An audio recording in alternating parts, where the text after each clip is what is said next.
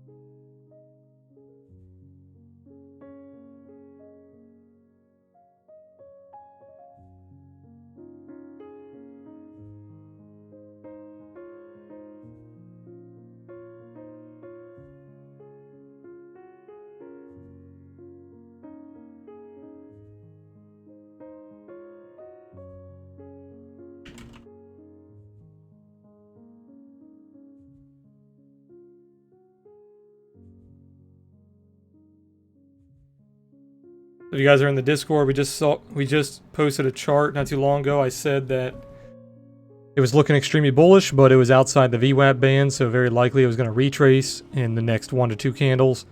That's exactly what we just saw. We just saw a very deep retrace. Had about a 2% failure, I believe. Almost 2.5%. So basically exactly what we predicted came true. Sadly, I tried to short a little too late. It would have hit my target spot on. I tried to short on our Interdax account. I tried to take a short at, what did I post? Let me check the Discord. 74.96 when it was at like 74.50. So I was thinking it was going to come back up just for like a quick little move and then fail downward. But we didn't see that. So we missed out on that little short.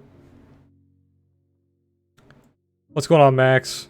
Rishav? How you guys doing? But yeah, my target was 74 just for a quick little scalp. Short 75, target 74. It hit it pretty much instantly. So we could have seen that. Very nice trade. That would have been about a 13% gain on our challenge account. So it would have been really good. Sadly, I wasn't aggressive enough. I didn't mark it in. I was waiting for more of a pullback.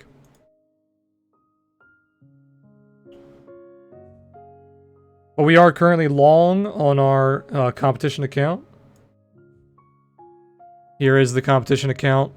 I longed a little early, around 74.09. We are trying to add on to it. I'm trying to add on a little bit more towards 73.71. I don't know what place we're in right now. I think we're in like 30th. Yeah, 31st. So we got a little bit to go. Top 20 gets paid, so we're not too far off. If I would have made that short, we would be in,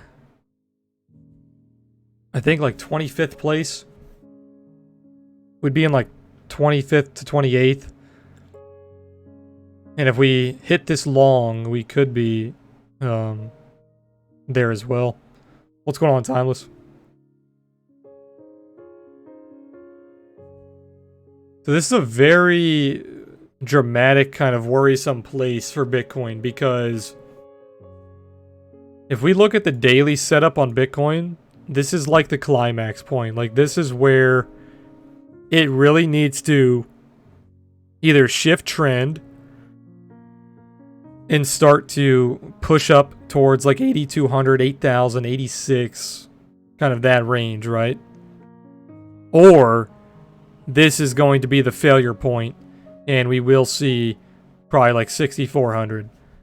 So This is very important here. We need to see some buyers step in if we want this to start to push towards like 8,400 around. We're just not really seeing the buyers. We saw a mass amount of buyers come in, and then we got nuked. So just as Bitcoin likes to trap you, likes to retrace, we had over 100 million in CVD being towards the bull side, and we just got nuked back down to like 75 million. So definitely have some big sellers coming in to push price back down. Who's on top? I don't. This random guy. His account's called Adhere, I believe. No idea who he is.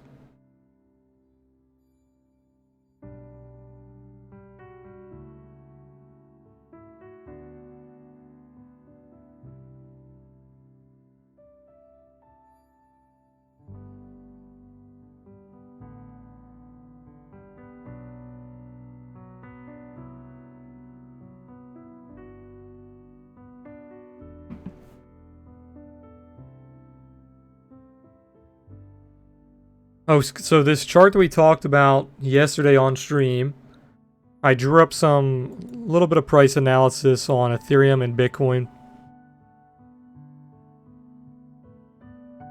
And I told you guys that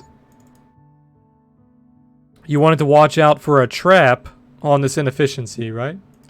I also told you guys that there was one scenario where we could bounce off this kind of range low here.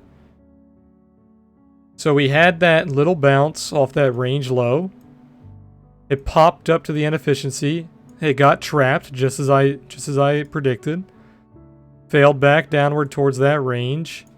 It held that range. And then we flipped our inefficiency here as support. You can see this little flip right here. So you could have longed that flip. Nice little breakout. I was not at my PC during this breakout, so we missed that trade there. Nice little breakout here. And now we're failing back down towards this inefficiency. This is one of the main reasons why I'm longing the dip here. It's very risky, obviously, longing the dip after a massive trap like this. But seeing that we only have about 3 days left on the competition, I have to be very aggressive here. So this is an aggressive trade. And if we're right, we could easily make 1 to 2% on the way up. What's going on, Keytoy? So nice little support flip here. We also have the VWAP bands. You were exhausted on the bands. You're pulling back. So typically when you get exhausted like that, you pull back a little bit and then you continue higher. So we do have some potential to continue higher on the VWAP.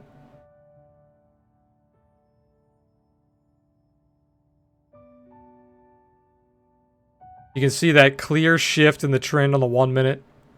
You have a massive 1 minute bull div here that's not played out yet. Looks like you're going for a new low, which is good because we're trying to get filled a little lower. Trying to get one more fill. Very risky trade here. I'm trying to knife catch. Like I said, 3 days left, so we got to make up some ground. Yeah, it definitely is like a stop hunt, Keytoy. It definitely is. Stop hunt and then failure downward. But I'm hoping that the buyers are strong enough here to maintain the uptrend. That's what I'm betting on. I'm betting on the buyers maintaining the uptrend. Wow, Ethereum ran way harder than Bitcoin. So Bitcoin only popped about 2%, 2.5% from the inefficiency. Jesus, Ethereum mooned compared to Bitcoin.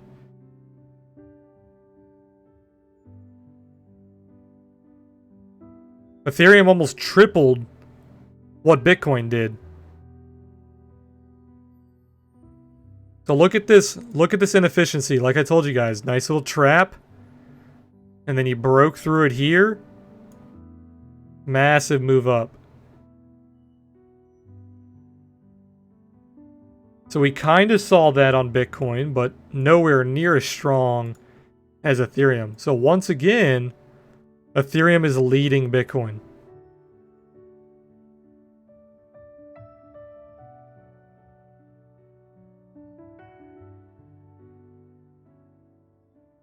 Oof, that 4-hour candle on Ethereum is disgusting.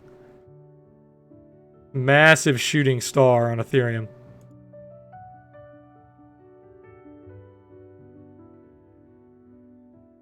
Massive shooting star.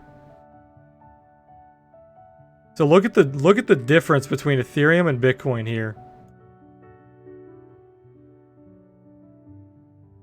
So Bitcoin tested your little efficiency zone here, your inefficiency on the dojis. You tested it and failed it instantly. Okay, but look at Ethereum. Ethereum destroyed that 4-hour resistance. And now we have a massive shooting star here, so very ugly on Ethereum.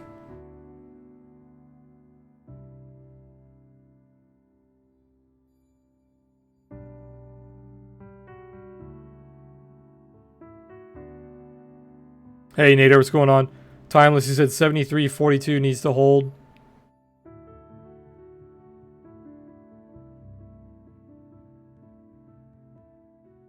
Yeah, I'm watching 52. 42 is closer to VWAP, I believe.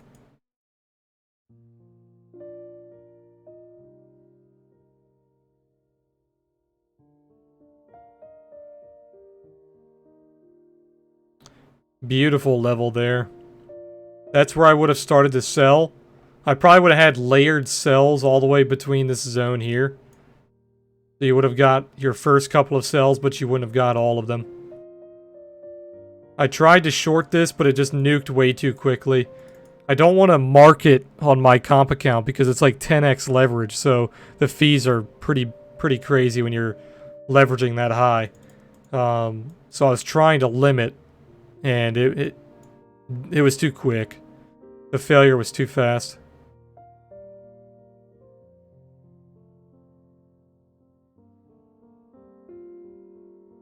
The daily trail is still holding price down here. We're still following our path, much slower than what I wanted to see, but it's still following the path. We're not putting in a higher high though. Look at this resistance here. That's what I mean by this is the climax. We have to see a higher high here, or we're going to see a new low. So this is the climax here.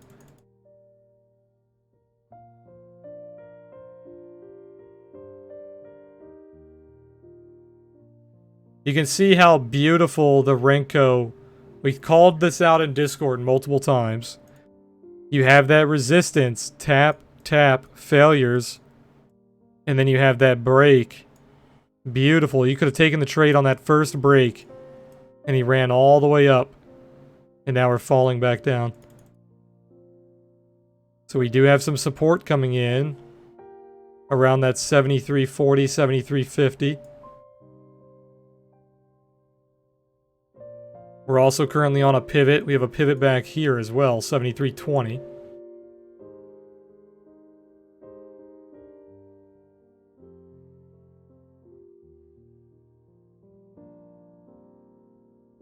Did we get filled? Okay, we got filled on our last little order here. So it's starting to get a little scary here for our comp account because we are very highly leveraged. We're 7.5. 7.5 leverage right now. Probably going to look to stop out around 73.28, so about $50 lower. Hopefully we see a bounce here. Looks like everyone in the top 10 is flipping long. Adhere, this guy, the new C, T Prosty. Seems like a lot of people are flipping long. Even a lot of these guys in the top 20. Pretty much everybody in the top 20 is long except for this guy here.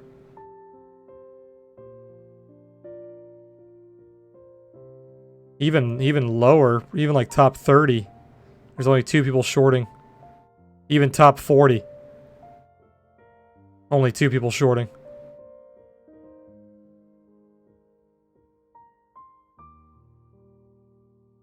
We're currently 31st place, so Got a little bit to go.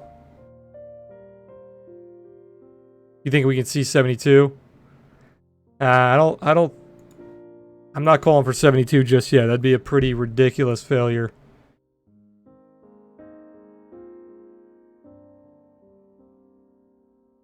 If we see 72, there's no reason to see anything higher. If you're predicting 72, you might as well be predicting 60, like 8, 65. Because if 72 is hit, there's no reason it should go higher. If it's going to go higher, it needs to go higher now. If it gets back down to 72, it's going to get nuked. It needs to go higher here.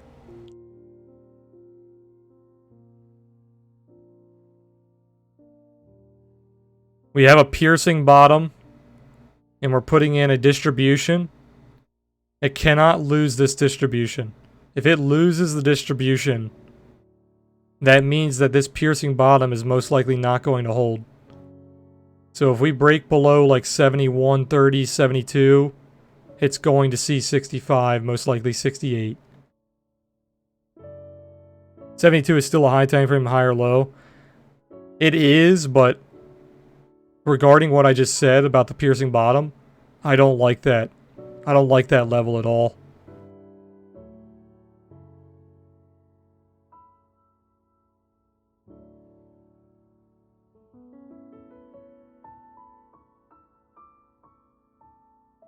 What's holding us back is you can see like this clear SR flip on the weekly. Resistance, or sorry, support turned to resistance. And we're just not getting above it. If we get above that 78 to 79, very easily could run towards 9,000. Very easily.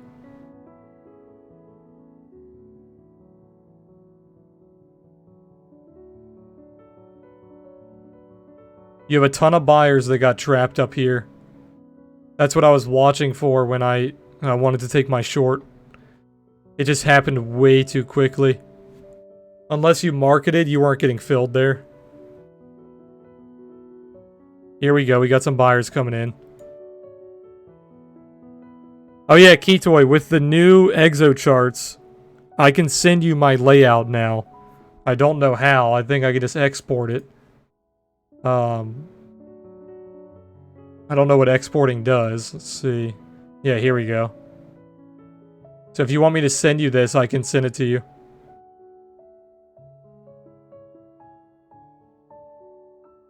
I just made this my new layout not too long ago. It's really clean. I like it a lot.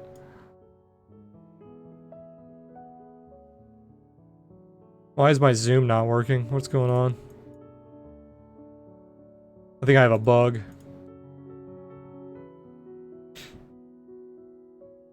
There we go. DM it to you? Yeah, let me save it real fast. Let's see. Export. Let me open up a notepad.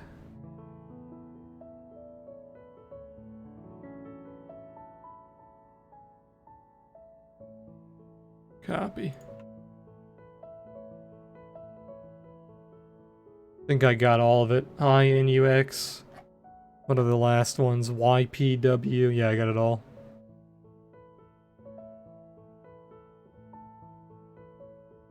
Let me send this your way.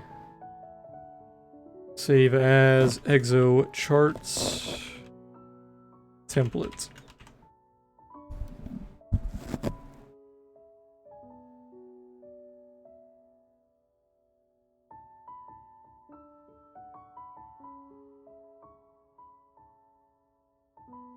I can't run through how to use this right now, Timeless. I'm going to make a video on that in the future. But running through, like, footprint, it's very complicated. So that's going to take, like, it's probably going to be, like, a 2 to 3 part series that we're going to do, like, sometime next year. Or not next year. Well, yeah, technically next year, yeah. I meant next week, but technically next week is next year.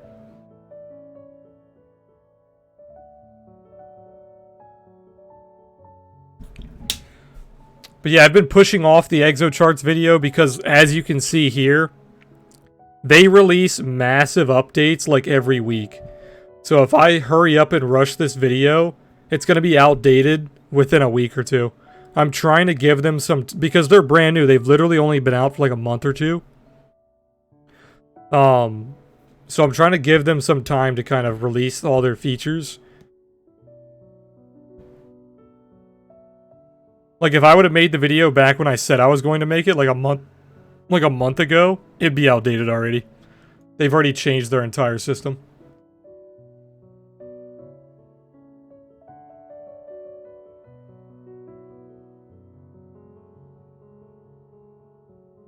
I don't like having to like redo videos constantly, so that's why I'm kind of waiting a little bit.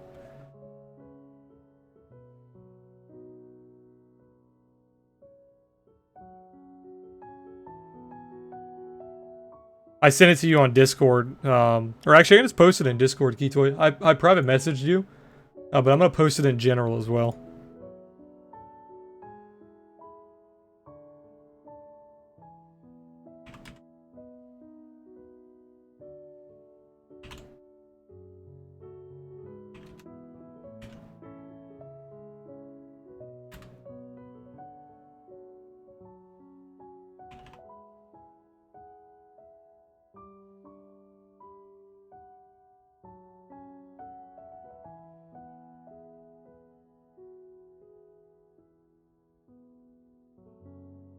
You can play with the color schemes and everything as always.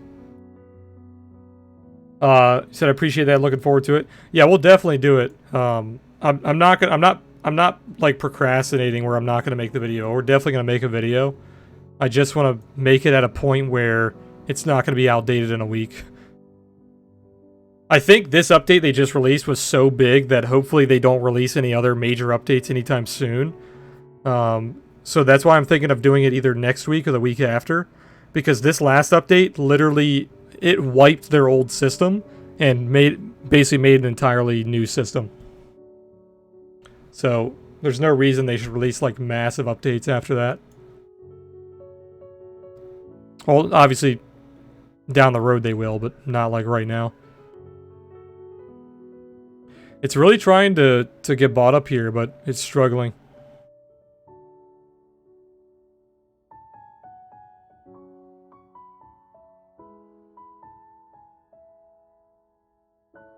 I pay for Trading Light and contemplating whether to pull the trigger on Exo. Yeah, so what I tell people is, so obviously, guys, I don't pay for Exo charts. I have an affiliate account, so take what I'm telling you with a grain of salt. Obviously, I don't get paid by them or anything to advertise. I just have an affiliate account to show off on stream. But their system is definitely very powerful. If you're big into like volume analysis, kind of like price action trading, order flow trading, stuff like that, I think it's definitely worth it. If you're not big into like order flow and price action trading, I probably wouldn't say it's worth it for you. But if, like I said, if you're into that kind of stuff, like volume profile, auction theory, footprint charts, order flow, then definitely it's going to help you out.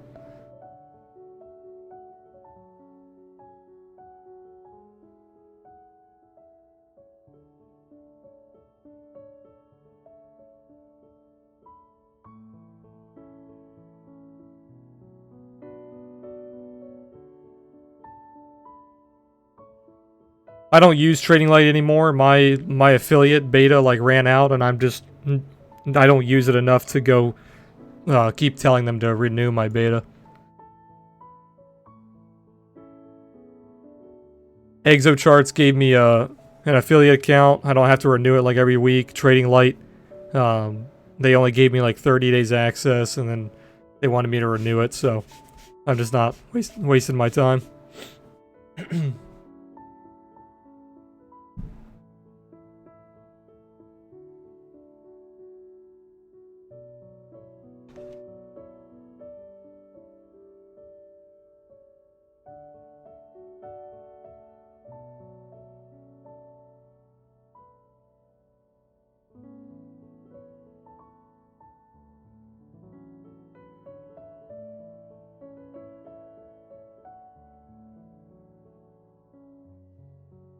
If you guys are coming by for like the stock stuff that I was talking about yesterday, we are going to do that towards the like middle and the end of the stream, obviously, because Bitcoin's going crazy here.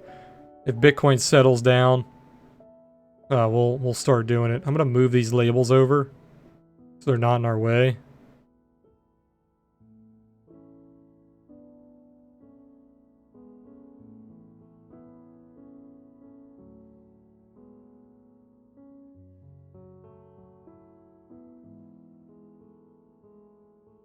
You said it's holding the 4-hour 200 EMA. Are we finally above that? Let's take a look. Yeah, we're slightly below it. I do like the 4-hour trail being bullish.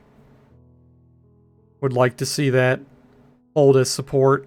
It hasn't held as support basically at all recently. It tried to hold here and then got nuked.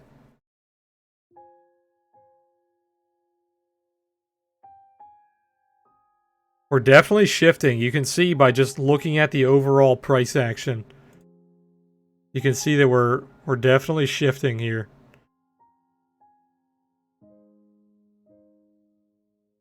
It even looks like a perfect bulldog as well on the 4-hour.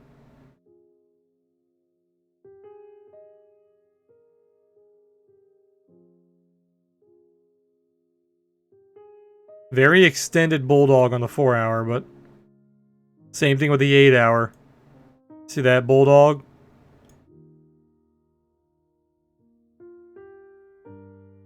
The problem is there just really hasn't been any massive buyers on Bitcoin for quite some time. As you can see, if you use like exo charts, you can look at the buying delta, or just the delta period. A bulldog is a double bottom that pushes up into a bull flag.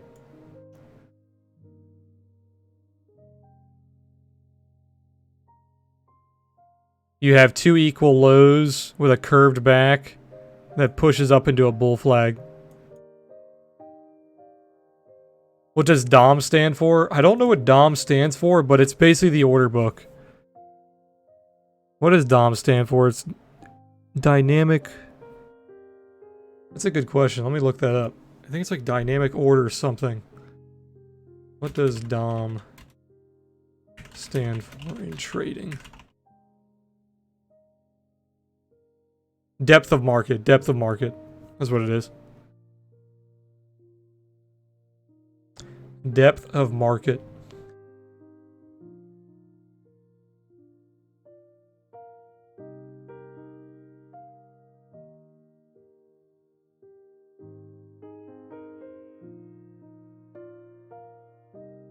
Yeah, so it's basically just the order book. It's like the depth chart, but it's on like a horizontal axis instead of a vertical axis. I currently have the accumulated version. You can put it on single. You can put it on dual. There's cluster. I think accumulated looks the best.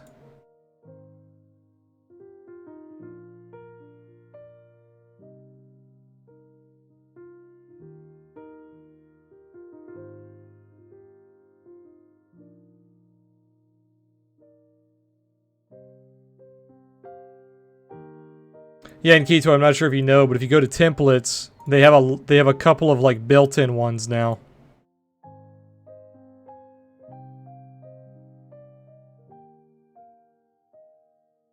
So like you could do volume FX. This one's for like scalping, I've seen. It's actually quite good for scalping. You can see how it caught the top there. You can see how that candle kind of ripped downward.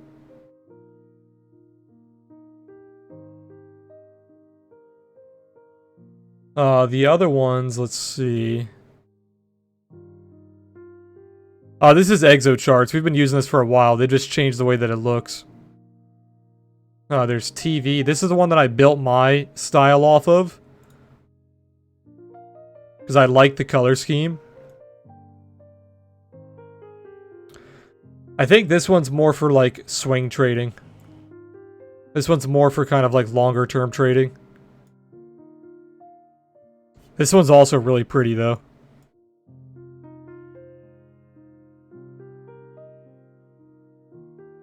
But you can see they have like the weekly profile over here.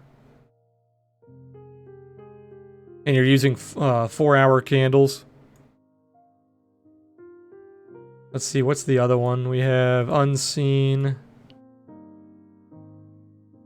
I think this is for trading like traps and exhaustion because they're highlighting the exhaustion periods instead of the value area. So I'm guessing this is for like trap trading.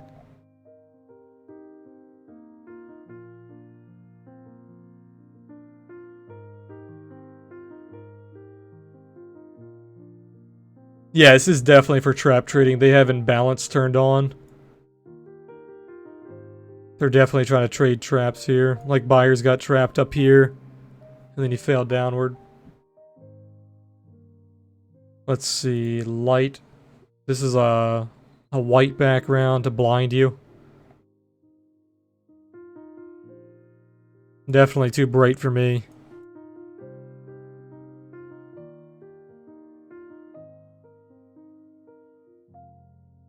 And this is their default.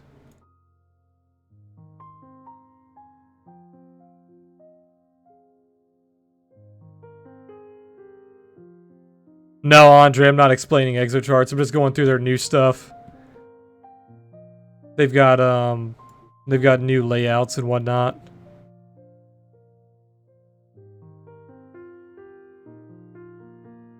All right, let's go back to my style here.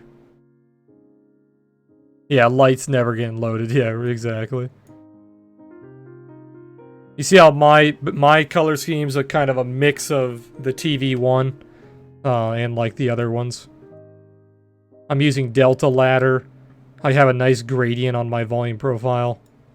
I'm just using the basic levels, like previous day levels. Monthly POC, weekly POC, daily POC. Yeah, Andre, I was just saying, I'm kind of pushing that video off until they take a little bit of a break from updating, because they're updating so quickly. Alright, Bitcoin, I really want to see you bounce here. I want to see some nice buy pressure come in from VWAP, but we're not currently seeing it.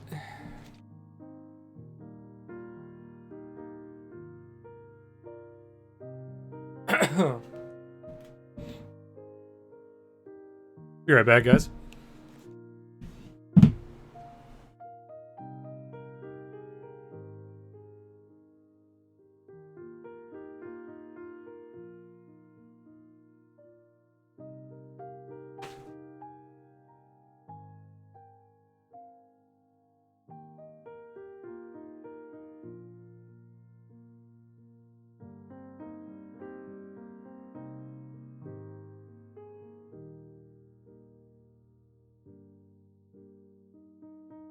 No, I was long Peloton. This chart? Or, sorry, you're probably talking about this. This is Exo charts.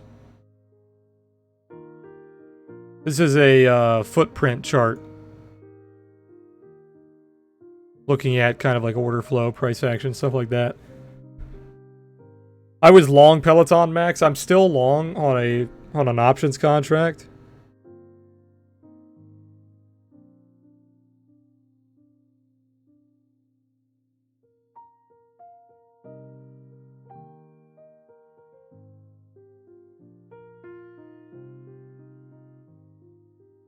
Let me see which contract I have.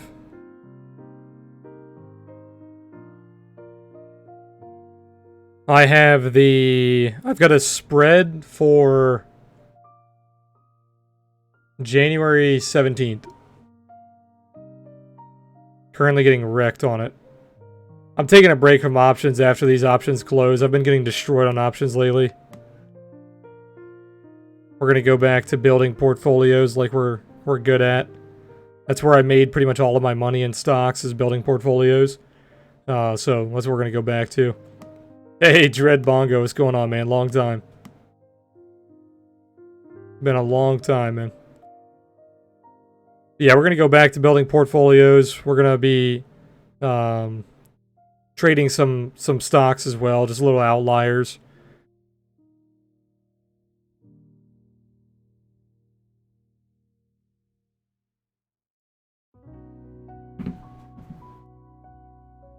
Manu, I'm not gonna. We're not making the tutorial on this charting system just yet. That's gonna be down the line a little bit. This kind of charting is very complicated, and it's gonna take me a couple videos to kind of break down. The current charting system that I'm using is not really that fancy. I know it looks fancy. There's really nothing fancy about this. I'm using 1 hour candles. The only thing fancy about it is I'm using a delta. So the little green, the green bars here is showing that the buyers are stronger than the sellers. And the red bars are showing that the sellers are stronger than the buyers. This is just volume profile. These are just volume profile levels. And this is just the order book. And then this is just right here. It says volume delta CVD. So this is all just kind of volume analysis. Now we can get really complicated with this thing with like delta and everything else, but that's for another time. Man, my throat is dry as hell right now for some reason. I turned on my diffuser to see if it will help my throat a little bit.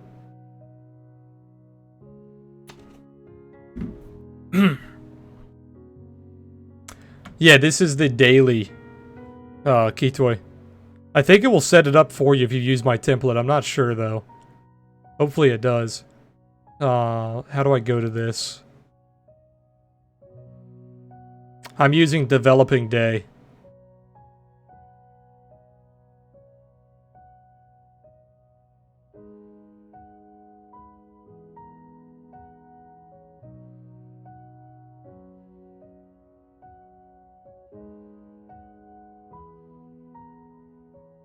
There's a lot of good earnings for January 2020. Yeah, I'm trying to stay away from earnings, but if we pick up some companies for our portfolio that have earnings, then I'm okay with that.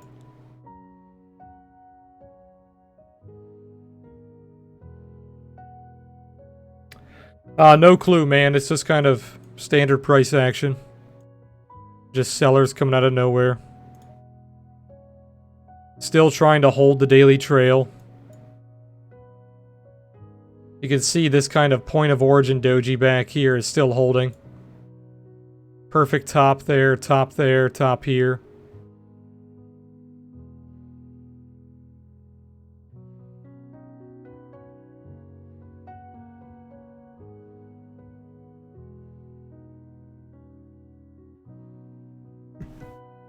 How likely do you think we bottomed out?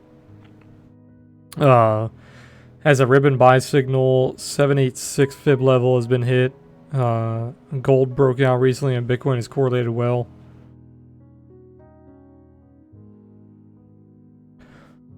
Like I said, this is the climax here, so we'll know within the next couple of days. It really needs to break out before we push lower here. If this breaks downward, we're most likely going to see a new low. So we'll probably see like 64. Maybe if the buyers are strong, around 68. Probably kind of around this previous low here. Give you like an inverse head and shoulders. It's too early to call. That's why my title is the way I put it. You're either going to see a breakout here or a new low. But that's playing it a little safe, obviously. You're saying it's going to go up or down. Obviously, it's going to go up or down. I'm betting on the upside because I think the upside is a better bet. But it's pretty fucking close. I think I'd have to put it like a 60-40. Like, it's definitely not like 70-30, 80-20. It's definitely not very likely to go up here. I'd say we have a slight chance of going up more than we have a chance of going down, but it's definitely not a really good trade. Because at the overall market here, we've seen nothing but lower highs since like 13,000. So if you're like a long-term investor, there's really no reason to be long here. All the long-term guys, the guys who are looking for like $2,000, $3,000 moves in Bitcoin, they're not longing here. They're not going to long until Bitcoin probably breaks above like 7,800, because we haven't seen a higher high since 13K, so.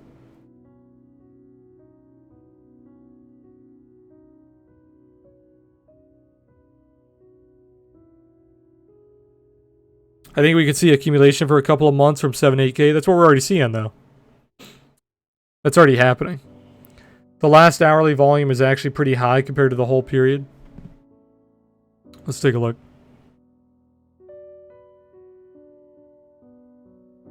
Yeah, massively high. It's the highest volume we've had basically in a week.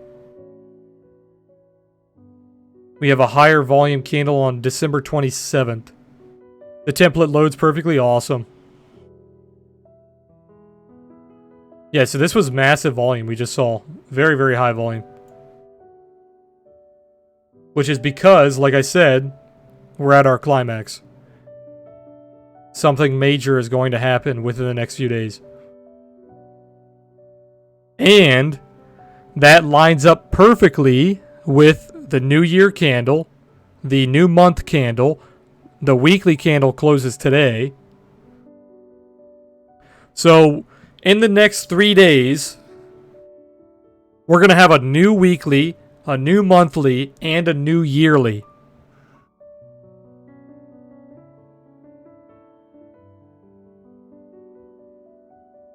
The yearly looks like a complete retrace candle. The yearly's disgusting. But if you're looking at a yearly, I'd go to like BLX here. Here's the log chart. So this is the log yearly. So actually on log, the yearly looks pretty good.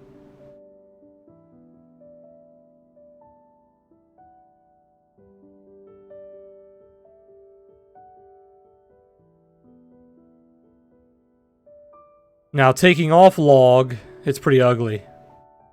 But if we go to a log chart, which you should be using if you're looking at a yearly, really anything over a daily, you should be looking at a log chart. Like weekly, monthly,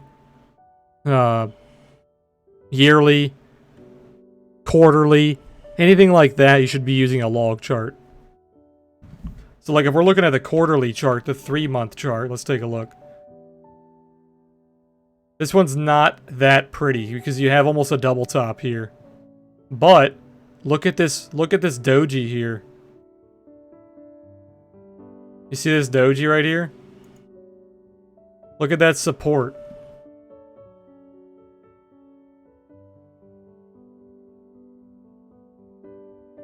That's pretty damn good. Sorry, I took the wrong side of the doji. I'd be taking the bottom here. So what's the bottom of that doji? The bottom is... It's a green candle, so it would be the open. The open is 63, let's just say 90. 63.90. The low of this candle is 64.40. So it missed that doji level by $50. And on a 3-month chart, that's pretty impressive. That's pretty damn impressive. So if you guys are using my doji system, even on a 3-month chart, you missed this buying the dip by $50. And I hope that if you're using a 3-month chart, you're not basing your levels off exact numbers. Hopefully you're laddering in or doing some form of dollar cost averaging or something like that. But if you were using just that level, you would have missed it by like $50. Which is quite impressive for a monthly or a 3-month. But yeah, this looks pretty good. I'd say this looks pretty bullish. Until you lose that kind of 6,400. Looks pretty bullish. Now, if I want to be a perma-bear and make the stupidest argument I've ever seen, I could say we have a point of origin retrace happening. where you have that lower high, so you're targeting your point of origin. So perma bear, $260 is your target. Easy trade.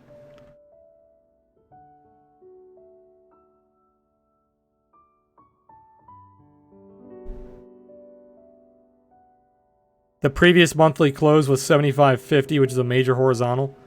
The previous monthly close. Yeah, 75.50, yep. The weekly Momo on Bitcoin CME futures is pretty bullish. Let's take a look.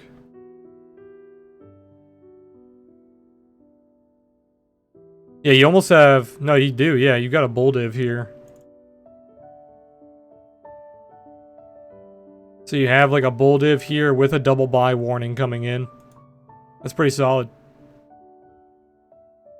We still have a gap that's not filled up here. We've got a gap right here that's not filled.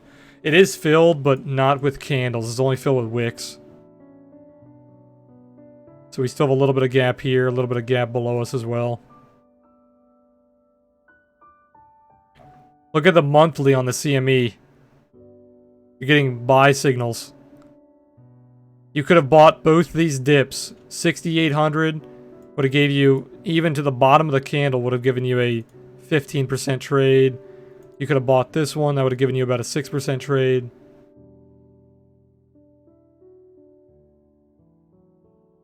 So you're not getting those buy signals on the regular chart, but on the CME chart you are. They're a little different because of the close.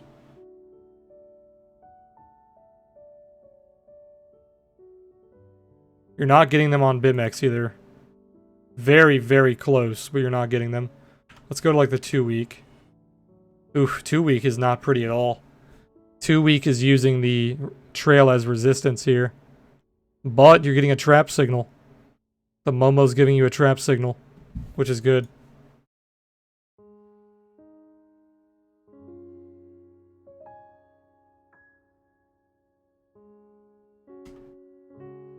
Three-week is giving you some buy signals. Yeah, so long term, I'd say it's on the bull side.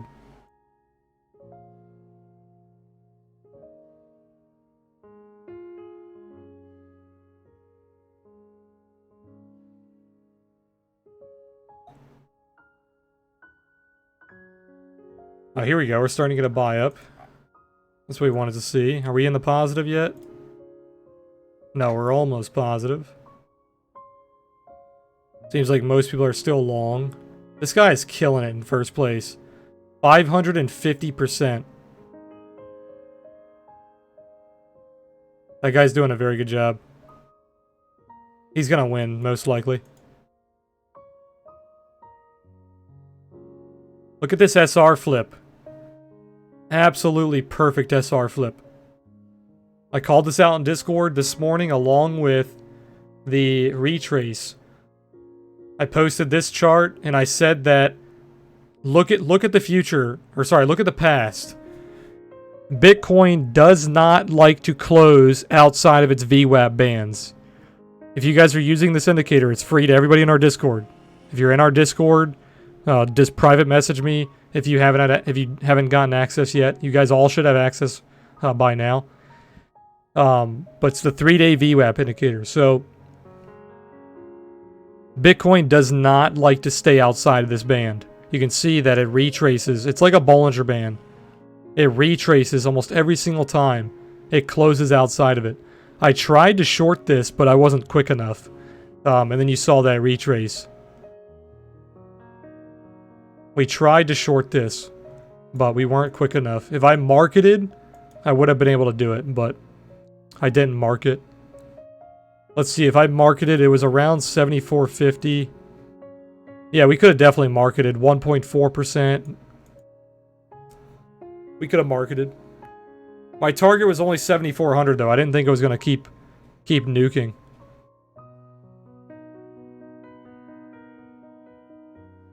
Do you prefer strategies with lower strike rates and high R to R or higher strike rate? It doesn't really matter.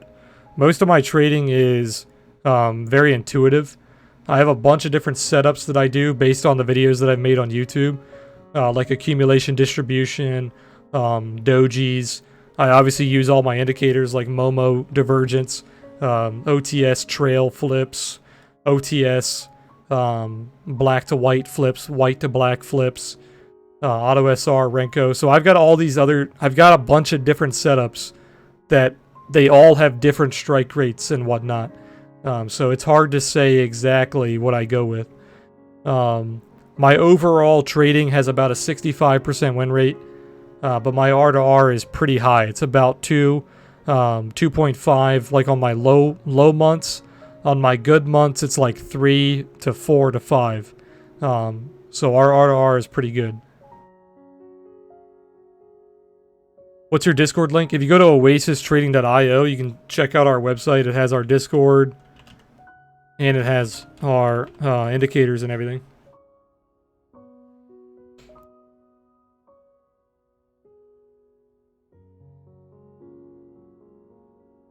Okay, we're starting to see some buy pressure come in. The delta is getting ready to flip bullish. We're only negative 250K. You can see the buy pressure coming in on the delta ladder. We are resisting the POC though. This POC is acting as resistance because we did lose it when we fell downward.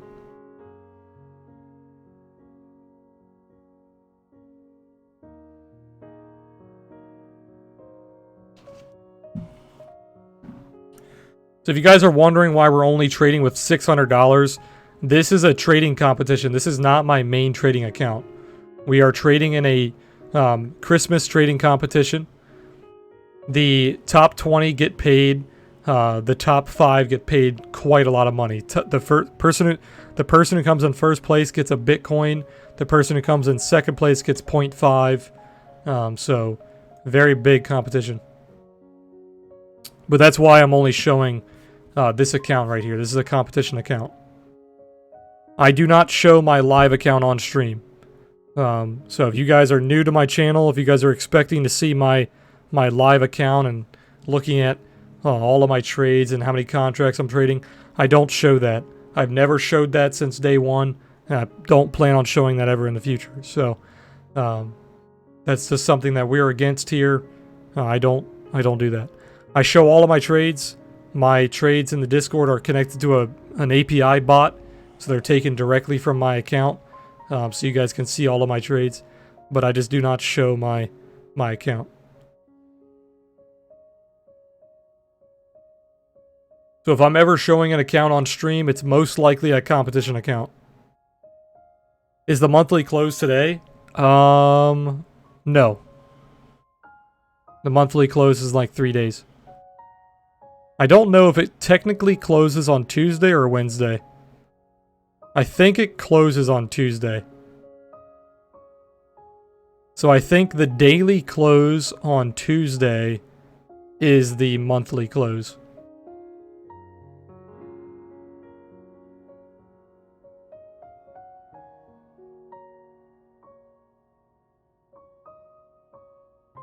All right, we're finally starting to get a little bit of a buy up here. We're about break even on our trade. We're 7x leveraged, so we're pretty leveraged here. I might add on to it if we put in a higher low. But this could be a trap. This could be profit taking from this nuke candle, and then we just see a failure towards like 7,300. Very likely. So we'll keep an eye out for that.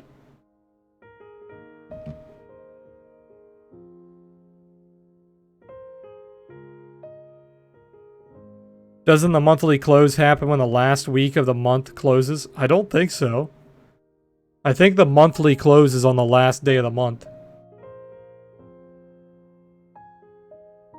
Yeah, it closes on the last day of the month. You can see all these monthly candles start on the first day.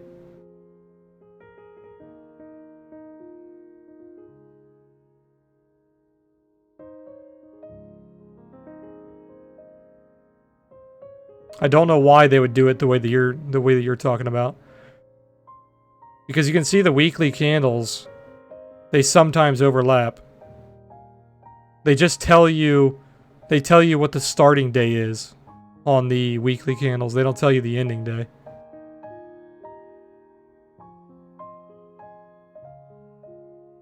So see, like this weekly candle starts on December 30th.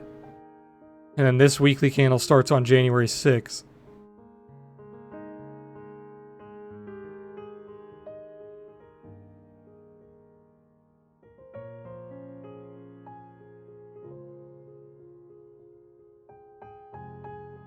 Alright, let's go down to like a 15-minute here. Let's see if we can see what's going on.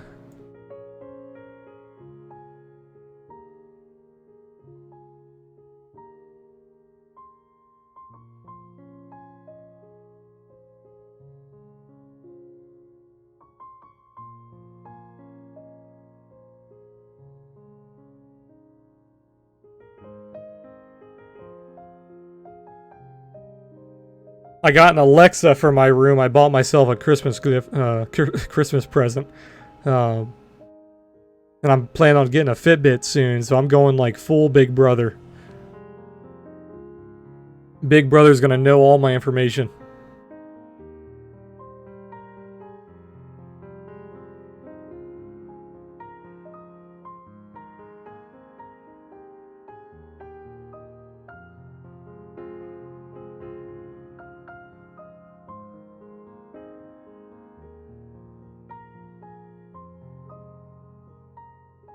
Wait till Google buys Fitbit.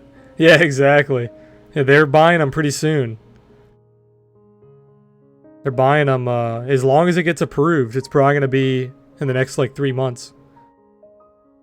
I'm trying to buy some Fitbit shares on the next dump, but I'd say they're already priced in. They got priced in almost instantly. As soon as the word got out that they were being bought, you can see they just mooned. Look at that volume. Look at the volume compared to everything else. This is what Google buyouts look like. No, I'm not currently holding them. I'm looking for probably another dip or something. This is very hard to buy because if you look back at Fitbit, they were basically getting destroyed until Google said they were buying them. This is not spiking because Fitbit was doing good. It's spiking because Google said they were going to buy them.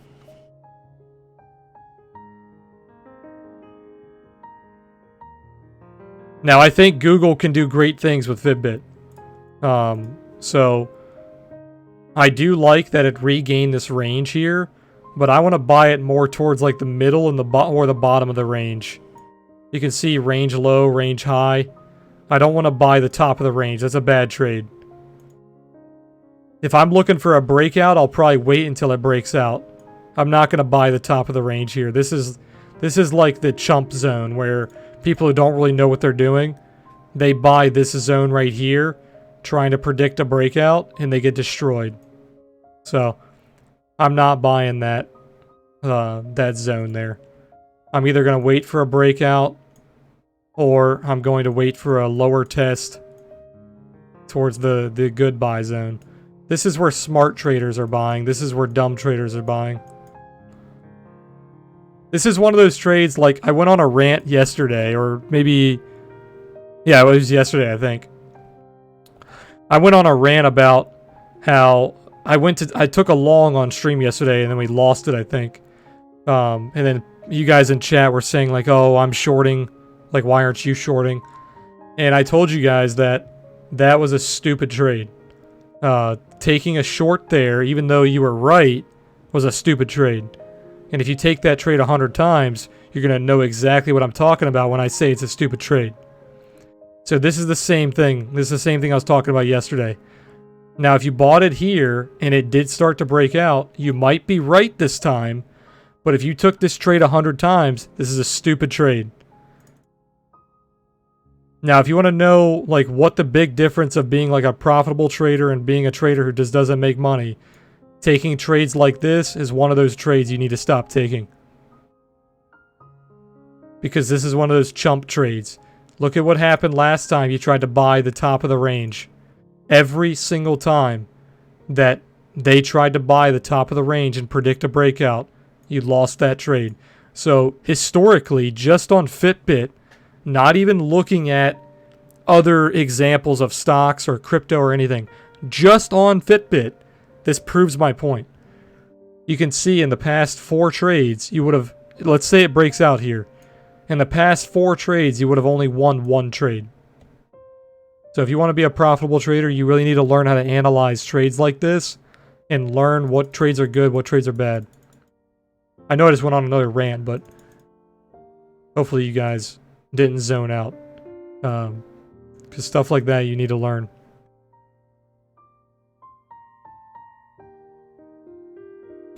There's trades that make you money short term, and there's trades that make you money long term.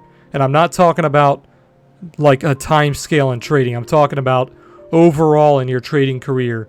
There's trades that can make you some money today, but if you do that trade tomorrow, you're going to lose money. And there's trades that you take today that make money that will also make you money tomorrow.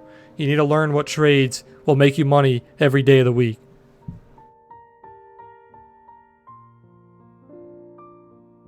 And that's why if you guys are new to trading, you need to be like journaling your trades.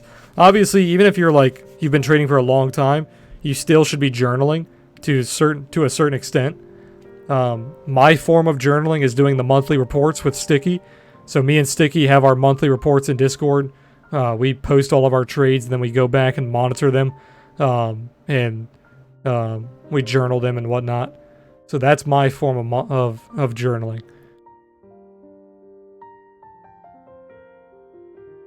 I don't go like super hardcore and track like how much it was up, like what was the max potential profit, what was the max potential drawdown, like all that stuff. I don't go crazy. I do the basics.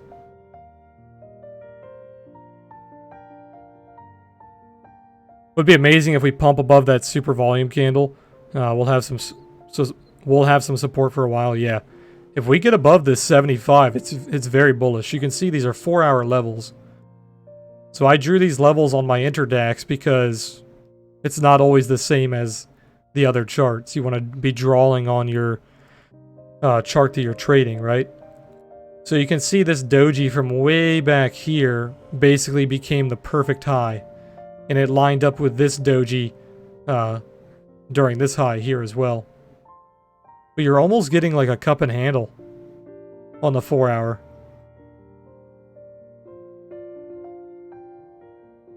Would that be a good short position? For what exactly? Oh, Fitbit? Yeah, so Fitbit's a little scary because it has a massive fundamental change happening. So trading based on technicals here is a little scary because fundamentally Fitbit is getting ready to change drastically. Because fundamentally, if Google buys Fitbit, I'm sure they're going to take over and run it way different than how Fitbit's running currently. Because if you look at what Fitbit was doing before Google wanted to buy them, they were getting destroyed. Their stock was not doing good. So it's not going to be one of those buyouts where the company just comes in and buys them and they just let you go on your merry way and you could do whatever you want. I don't think that's happening. I think Google is going to take over and they are going to be like, okay, no, you guys are fired. You guys are fired. Get the fuck out of here. We're taking over. This is how we're going to run things. Do you reference the Momo on multiple time frames when taking trades? Yeah, so Keithway, I have a different screen that I use when I'm not streaming. Where is it? 4-way Momo right here. So when I'm not streaming, this is usually running on my other monitor. Obviously, I don't use this during stream because it looks like shit on one monitor. But when this is on my ultra-wide monitor, it looks really clean. So like I have the 15 minutes, the 1 hour, the 4 hour, and the daily. So like here's a good example on Zuora. You can see how the short term is very bearish. The 1 hour is pretty bearish, but we're starting to find some strength. You have a slight bull div coming in. The 4 hour is pretty bearish. You're not really finding any support. But the daily has a nice little bull div starting to form. So we have a little bit of accumulation coming in. So we do have a little bit of support coming in. So my overall analysis on all 4 of these time frames is it's looking for a bottom, but it's not ready yet. So like if we were to do this on Bitcoin, we can see that it's very bullish, or it was very bullish on the 15. Now we're pulling back a little bit. Same thing on the hourly. It was very bullish. Now we're pulling back a little bit. The 4-hour still very bullish, and the daily is starting to get very bullish. So my overall analysis on Bitcoin is we are starting to shift into a very strong uptrend. Now it's not like completely there yet, but it's getting there. Can you get measured moves from a descending channel like the one Bitcoin has been in for 6 months? I'm sure you can, but I never do that. I'm not a measured move trader. I've never been a fan of measured moves. If I ever do anything like a measured move, it's based on Fibonacci. I've never been a fan of measured moves. I like taking profit based on my doji system or based on some other form of support and resistance. I don't like just measuring the move.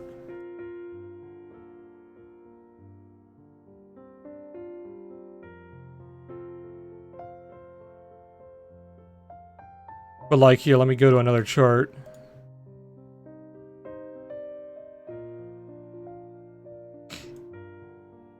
So what were you saying? You were talking about the past 6 months. So you're talking about...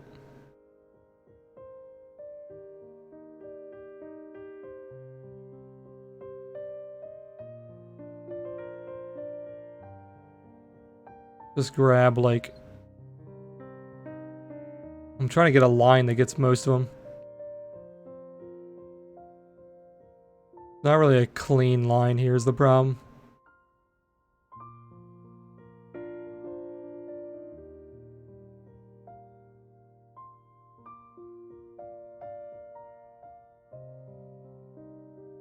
Just gonna take that for now. It's not really a parallel channel. Here, let's do this. Let's do this the easy way. Let's let math take over here.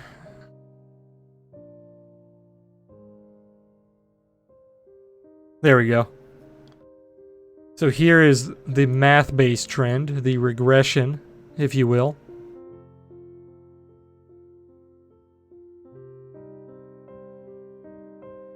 So if you were to take a measured move here, there's many different ways that you could do it.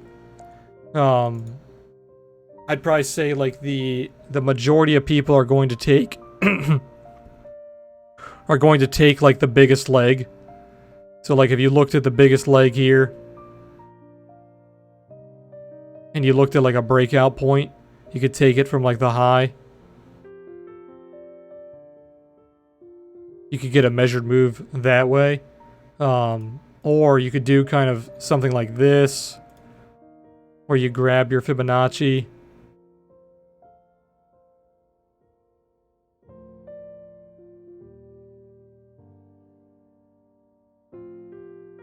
And then there you go. That is where I'd be looking to take profit.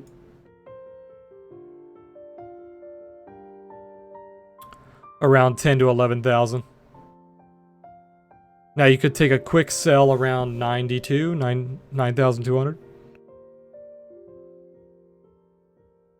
Here's a long-term measured move. Let's take a look. Oh yeah, you're looking at the bullish Gartley.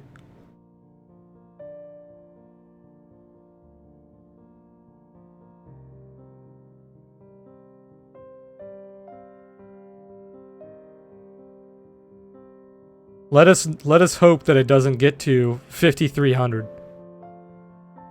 But yeah, you could see a measured move. What is that, around 16,000?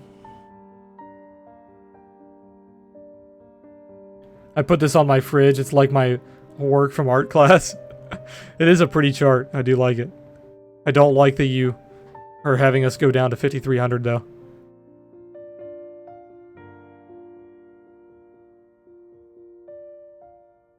We could easily see 5,300 though. I've said that before because, like we were just talking about, that weekly SR flip, you have that support turn resistance. So you could easily continue downward here. Like I said, long-term investors, there's no reason to buy here. Lower high, lower high, lower high.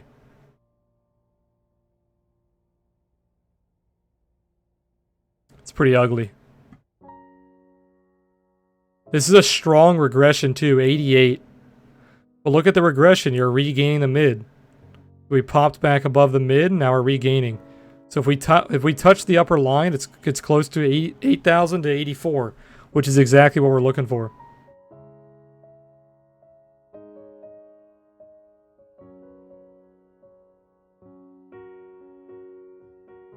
It's a bearish Garley, so probably don't want to see it play out to 16K.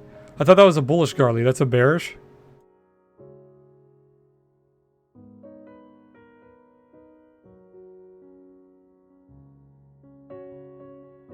Oh yeah, this is a bearish Garley because this is giving you a short signal if you hit D, right? So like if this plays out and hits D, you're shorting. Correct?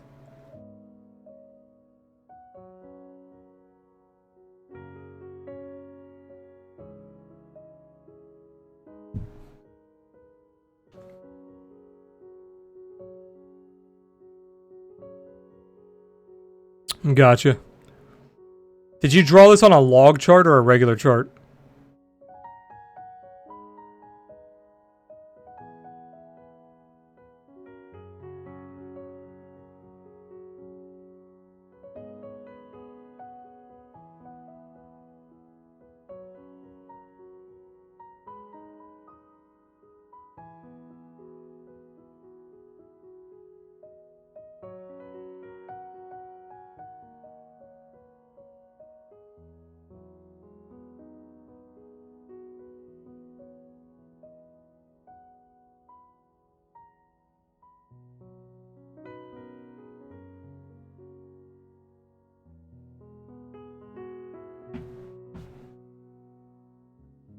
You drew it on a regular chart? I'll be right back, guys. I'm gonna go get some water. Be back in like 5 minutes. Stretch my legs a little bit. We're gonna be streaming for another probably like 2 to 3 hours, so probably 2 hours. Don't go anywhere. Be right back.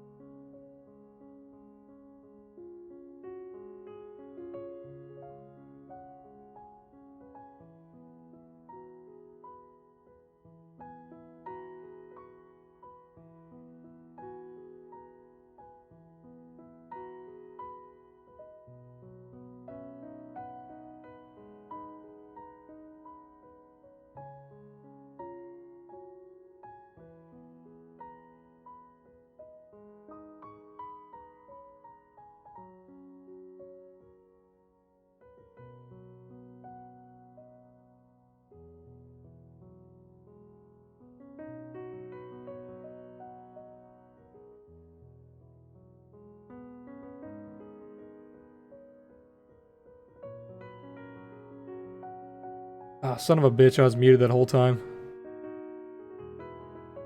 Oh, what was I saying?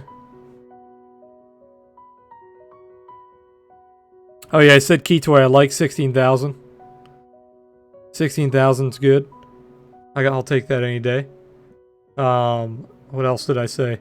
Oh yeah, I said if you DM me on Twitter or if you post the link in Twitch chat, as long as it's a TradingView link.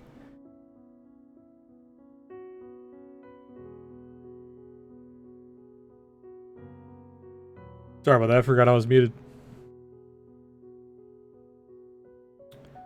What else did I say? I think that's it. Oh yeah, I was saying nice inefficiency flip that we have going on here. And we're finally positive here on our trade.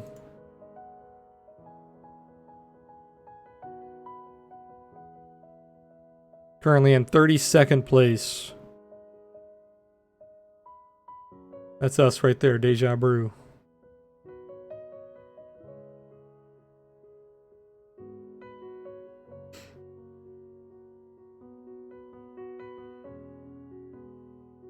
I think the trick with these competitions, because I was thinking about it, the trick with the competitions is probably be like really aggressive in the beginning.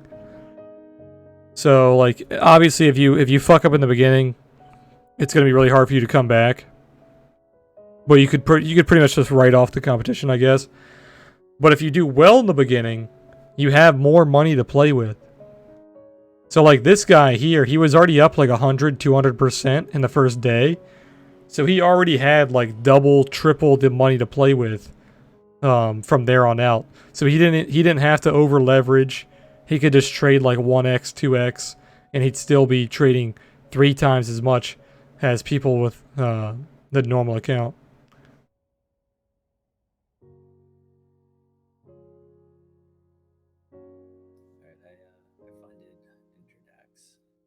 You're really quiet. I don't know if it's from me or you.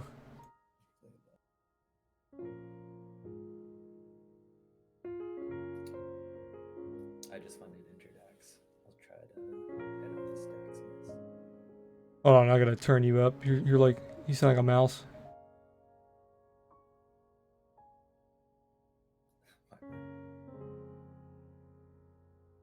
Talk now.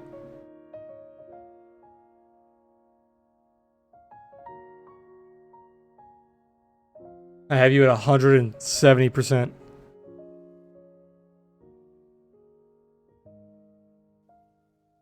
You DM me on Twitter? Let me take a look.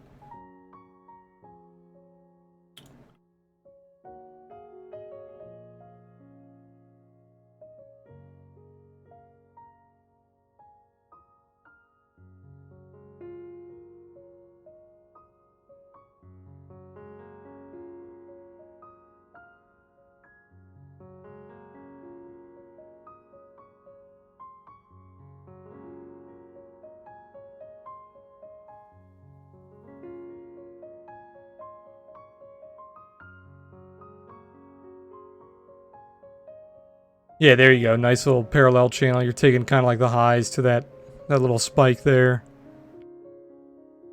This one kind of makes it look like we're rejecting the middle instead of bouncing off the middle if you take a linear regression.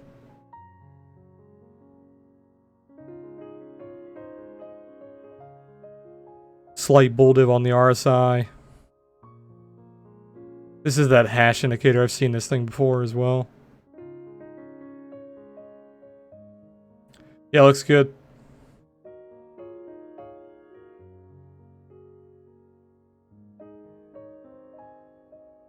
I can't hear you if you're talking, by the way.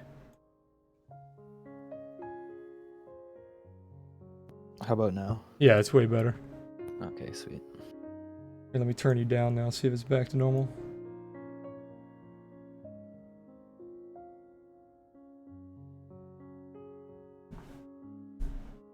Were you saying something about Interdax? Oh yeah, I just signed up. Oh, nice. Funds going there right now. Yeah, I only have like, let's see, about $400 in right now. That should be enough to play with like a couple of competitions. As long as I don't lick it. That's pretty much what I sent. Yeah, what I'll probably do is whatever winnings I get, I'll probably just leave. Well, if I end up getting any winnings, I'll just leave them on the account to use for like future competitions and stuff. Let's see. So I can't join the Daxmas, right? Nah, you can try. I don't think so. There's only like 3 days left anyway, but I don't think so. I don't think they Oh, let you okay. join. I thought it said 9 days left, but that was the duration it lasts. Let's see.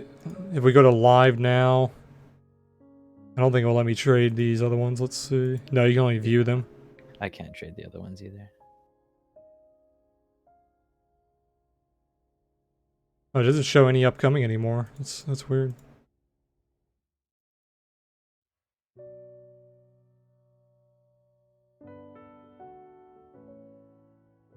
Looks like they turned off all their upcoming. They're probably planning something.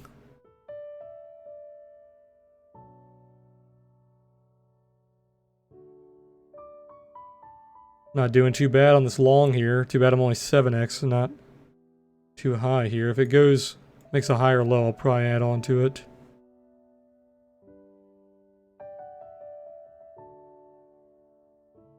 We're back above the value area high on exo charts. That's good. People were using multiple accounts during the trading comp on Daxmas, and they got kicked. Oh, really? Where'd you see that? It was one of their tweets. Not sure if I follow them on Twitter. Let me take a look. And they ended up kicking like both the accounts. Yeah, that's what they were saying in the tweet. They noticed people were using multiple accounts for the competition. I wonder how they figure that out.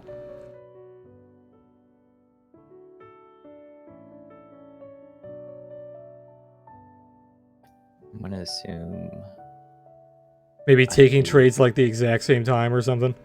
Yeah, or something like that.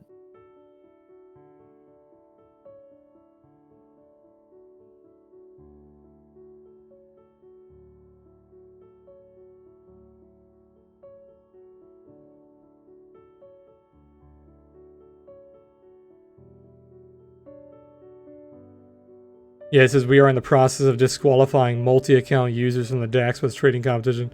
We will go above and beyond to keep our production platform pristine and maintain a fair level playing field. And then they said battles can only be joined before they start, so that answers our question there.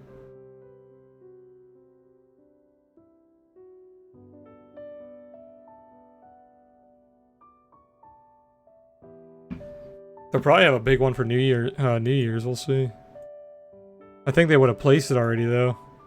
This might be the New Year's one. You send me another DM, I'll take a look.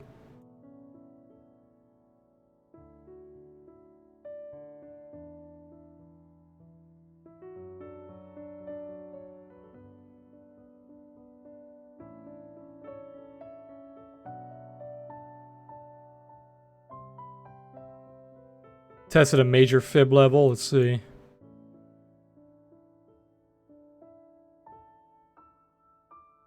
You're drawing your fibs backwards, by the way.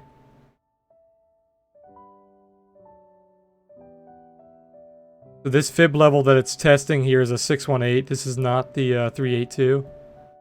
This is the 382.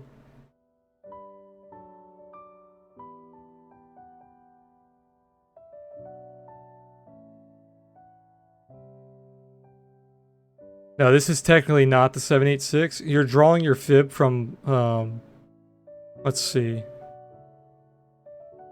Let me make sure. Let me do it on my chart real fast, just to make sure you're doing it wrong. I'm not telling you otherwise here. What are you on the weekly? You're taking this fib, I believe.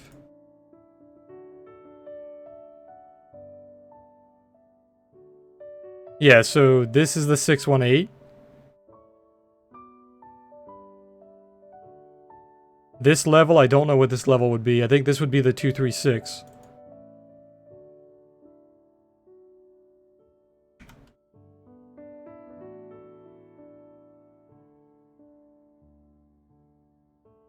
Did I not turn that on? Oh, I put, oops, 0.236.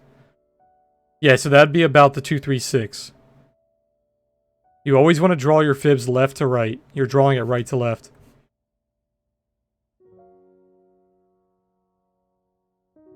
The way that I could tell that you had it wrong was... Let me see your screenshot. Where is it? So as you're going up here, you can see your numbers are getting smaller. These numbers should be increasing because you're taking a bearish fib. So if you're taking a bearish fib, your numbers should be increasing. Did you already look at the ETH 4 hour? I don't think so. Let me see. It looks pretty good on the OTS. Yeah, I was talking about it earlier on stream. Ethereum fucking outperformed Bitcoin heavily. Bitcoin only went up like 2-3% from that breakout. Ethereum went up 7.5%. Yeah. So it was absolutely ridiculous. Hard fork on the first as well. We talked about this in Discord plenty of times. The weekly bull div is massive. Ethereum could outperform Bitcoin heavily in 2020 if this weekly bull div plays out. But yeah, the 4 hour, yeah, you turned black to white. You had the trail flip. You had that bull div right at the bottom. Yeah, this is a beautiful buying opportunity right here. 125. Totally missed it. I've been locked into Bitcoin. And then look at that level. Holy shit. It failed that level to the penny, dude. 138.30. Look at that. That's that level from the point of origin.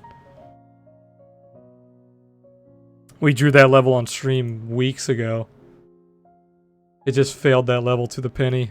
138.30. That's beautiful.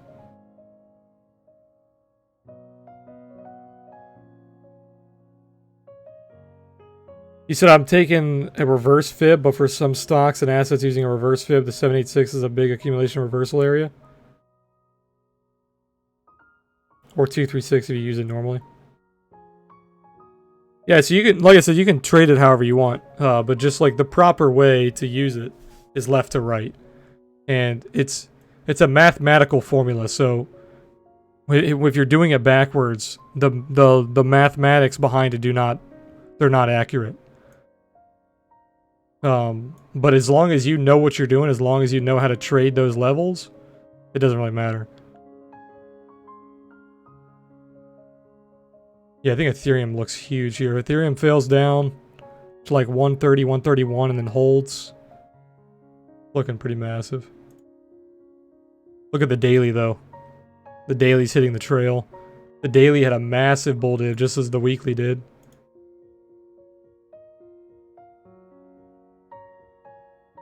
Bull div on the daily on Ethereum, bull div on the weekly.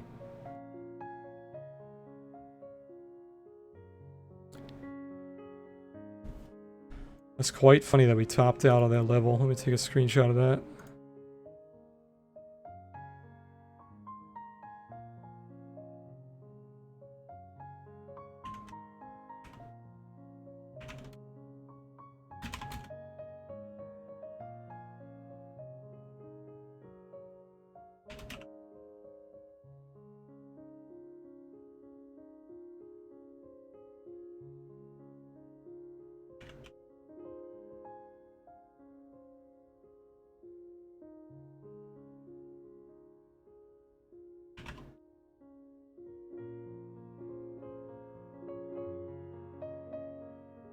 My Twitch is the same as my Twitter, Deja Brew Trades. So twitch.tv/Deja Brew Trades is my Twitch.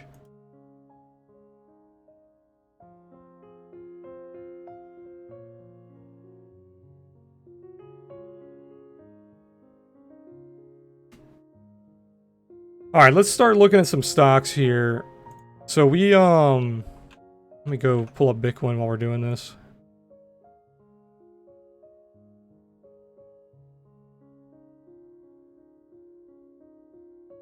Looking good so far here.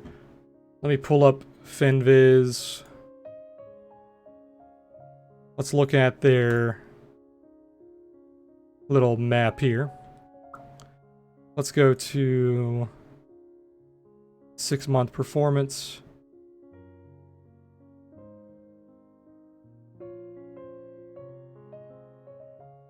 S&P 500 is fine.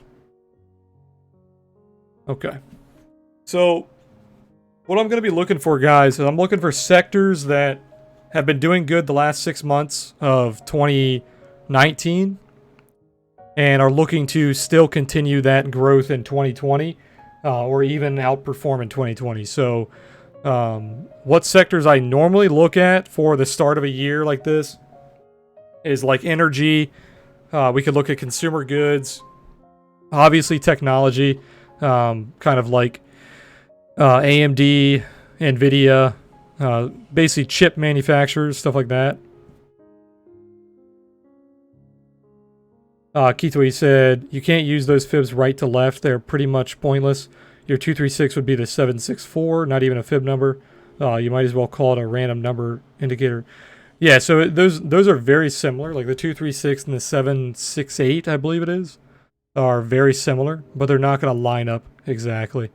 But yeah, so all right, let's see. Pretty much every sector did exceptionally well the last 6 months because the overall market has been doing very well. The only sector that did very bad is materials here,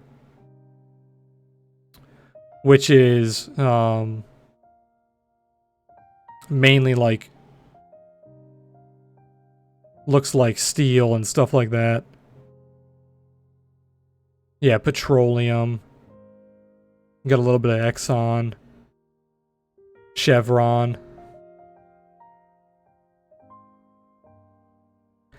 Healthcare looks like it did very well. Johnson & Johnson. I thought about buying that dip in Johnson & Johnson. I ended up not doing it.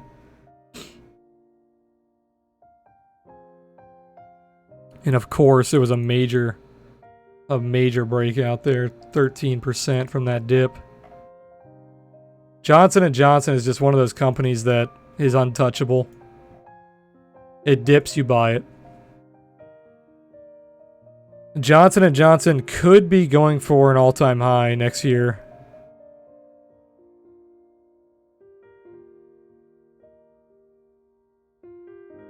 Looks like the daily's starting to distribute a little bit. Probably gonna fail downward here.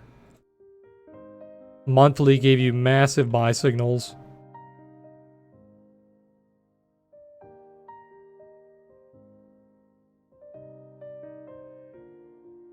Looks pretty good. We'll keep our eye on that.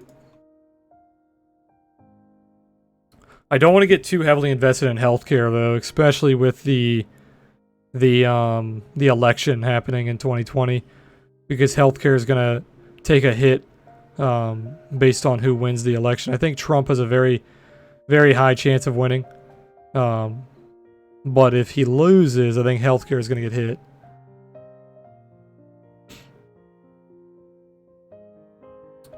Let's see. Utilities looks pretty good here. Almost all the utility companies did very well the last 6 months.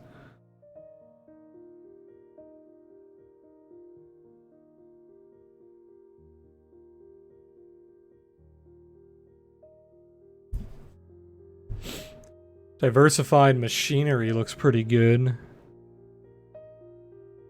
Those are pretty slow moving though. I don't really like those too much. Consumer goods could be good.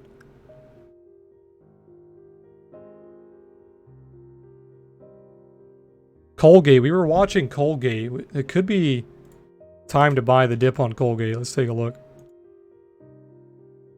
Colgate giving a monthly buy signal here. Problem is, you're rolling over. You're put in a lower high.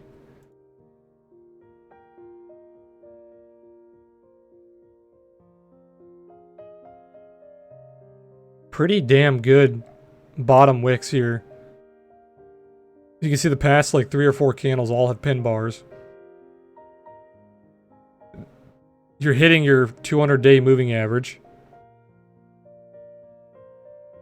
This is your first test of the 200-day moving average as resistance from a long time ago. since December. So pretty much a year. It has not tested this as resistance since last December. Might want to hold off on that one.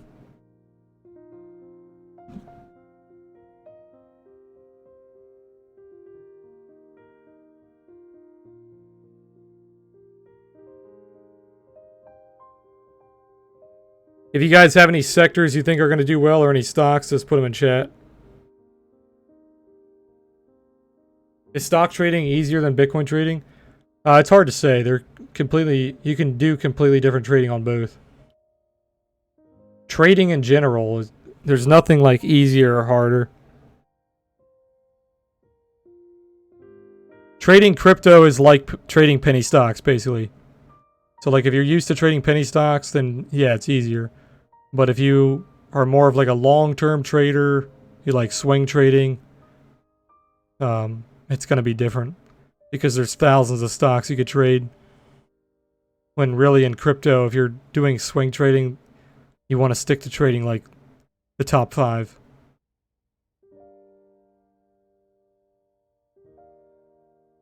Microsoft obviously outperforming, doing very well. Amazon, we're not going to buy that. It's too expensive.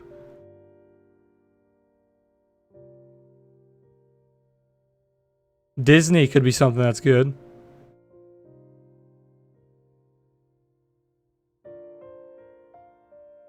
Yeah, this chart's been around for a long time. That long-term kind of that logarithmic trend.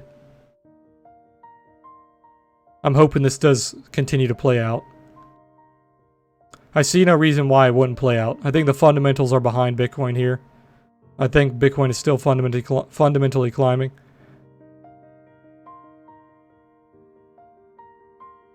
Look at the volume decrease, though.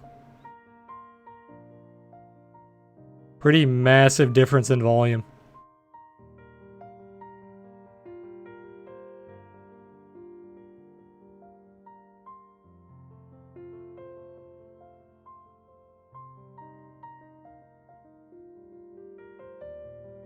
Credit services.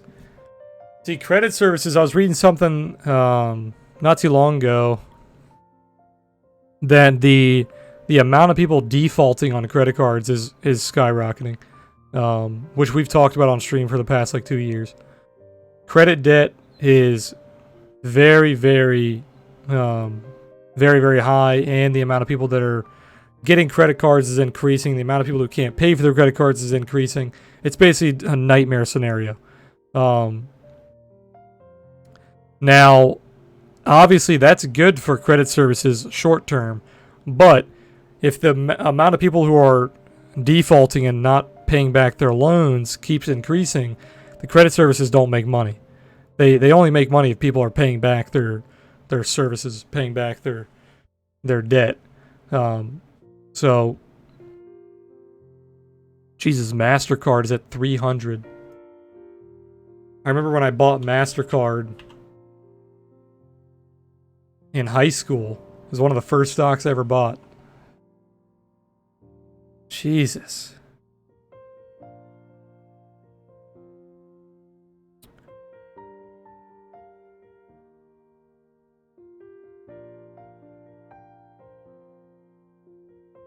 I bought MasterCard, so when was I in high school? Let's see. That'd be about 5-6 years ago.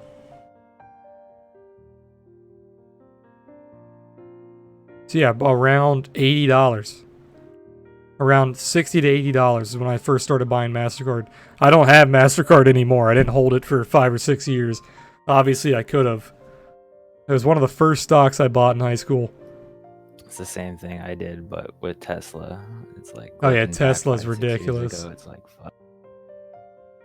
Tesla was like a no-name company back then. Shit, if you bought them in 2012, they were nobody. It's up 1,200% from 2012. Yeah, it's ridiculous. Basically buy every single blue pivot. These blue pivots are fucking disgusting on Tesla. 140% on that one. 140% on this one. It's similar to the credit crisis. Yeah, it's similar to the 2008 crisis for sure.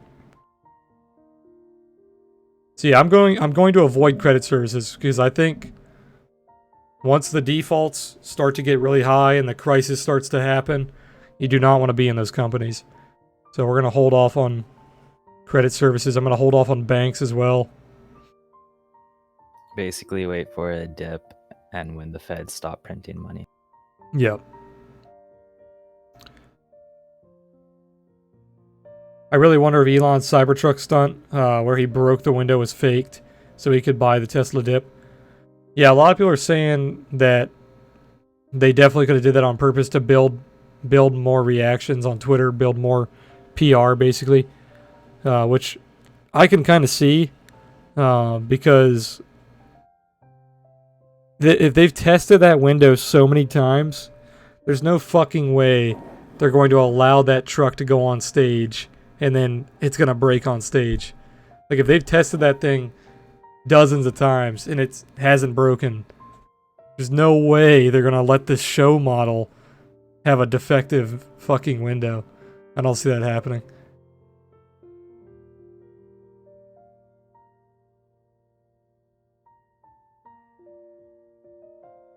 So this is where I think I'm going to go for the start of 2019.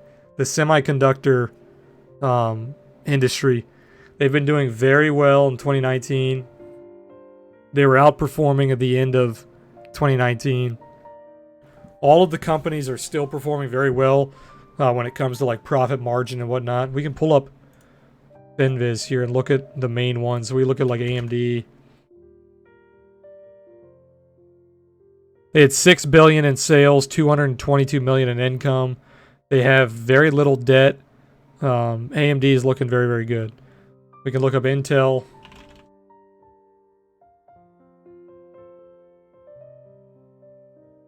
$70 billion in sales, $19 billion in income. Let's see. They have very little debt. They just got an outperform rating not too long ago in October. Their gross margin, operating margin, profit margin, all positive, looking really good. Yeah, very solid. What are some of the other big ones? Nvidia. $2 billion in income, $10 billion in sales. Very little debt. They have like zero debt. Look at their debt. Their debt to equity is 0. If that's accurate, they have zero debt. Does this say how much cash they have? Cash per share. Yeah, they've got 16 to 16.23 divided by their shares. Where's their cash though? It doesn't tell you their actual cash. But I'm sure they have a shit ton of cash on hand if they don't have any debt. Gross margin is high, operating margin's good, profit margin's good. I think AMD is the one with the deal with Xbox and PlayStation. Oh, do they have the deal to put the cards in the consoles? Yeah.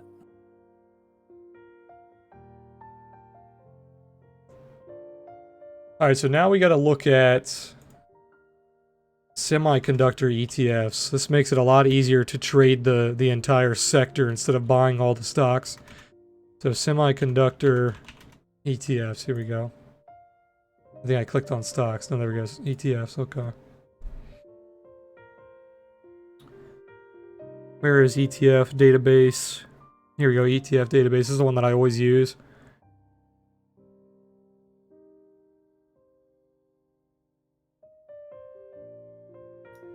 Lifetime purchase, Tyran.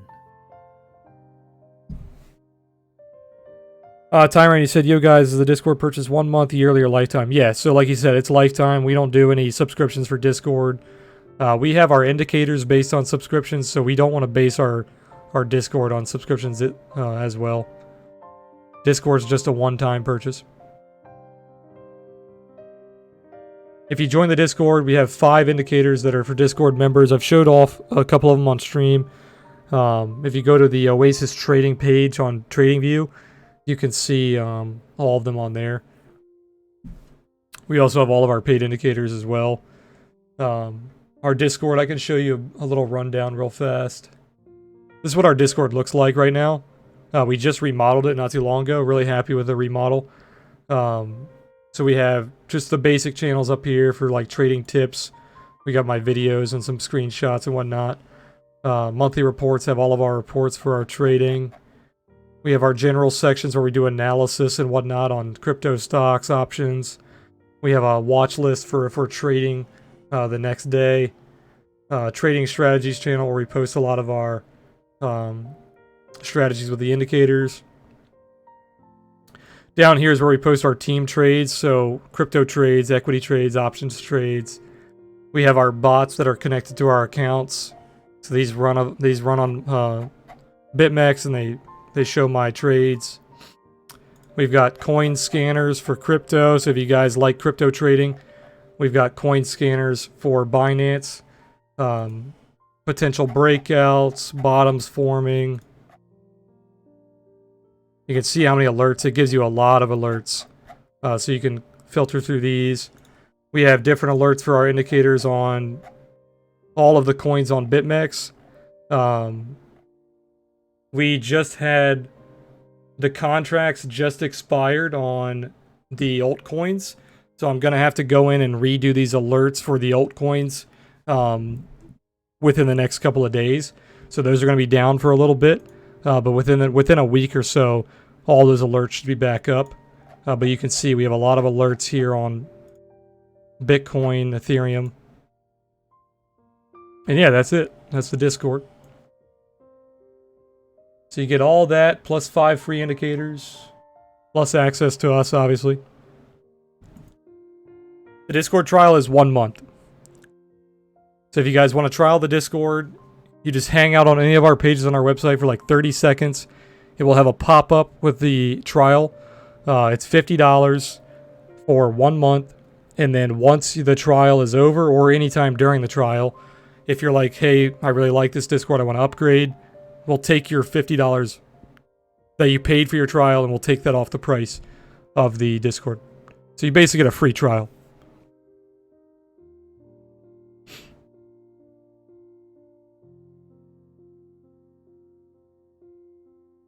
All right, but let's take a look here. So the main things that I look for when I'm looking at ETFs, I obviously look at the year-to-date, the gains compared to the overall market. So if the sector here, you can see how the sector is doing very well. 25%, 75%. Pretty much all of these in the past 6 months are doing very well. Now, if we go to the year-to-date,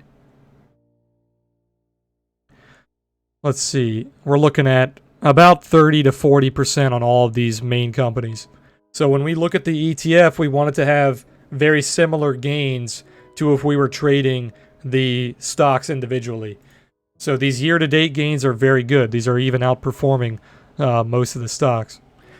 So with that, you want to also look for volume, and you want to look for assets under management, so total assets. So you can see the highlighted blue here is the total assets. This is based in millions. So obviously the higher, the more assets they have. So basically the ones you want to be looking for are like the top 5, top 10. And you want to make sure they're tradable on like Robinhood or whatever you're using to trade. So just looking at these, the one that I really like is this one right here. 68% gain. Very good assets. Not that high of a price, $142, and that's not bad. The average volume is much higher than all these other ones. So I like that one. I was wondering why this one was so cheap. This is a bear one. So we're not looking at bear ones, we're looking at bull. So what is that? SMH? That's funny. Let's take a look at SMH on see if we're tradable on Robinhood.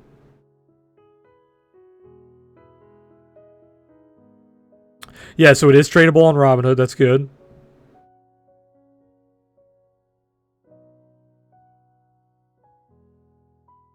Not bad at all. I'm going to add that to my watch list.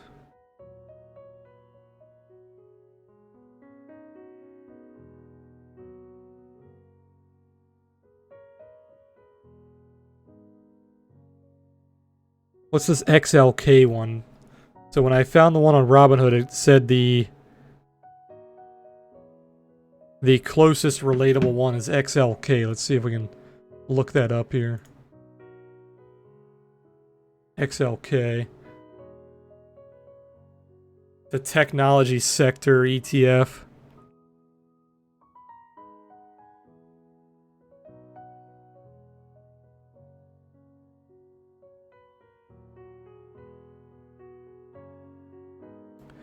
Very low expense ratio, that's good. Assets under management really high.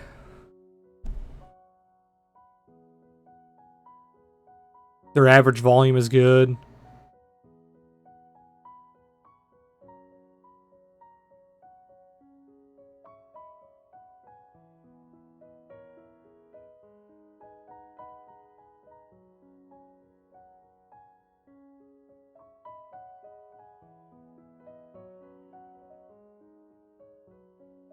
This one looks pretty good. It has a 0.08 expense ratio. Not a lot of volume though, not a lot of assets either. Alright, let me take a look at these two, XLK and FTEC. I'm going to pull up the Bitcoin chart while I'm looking at these, because you guys can't see my Robinhood.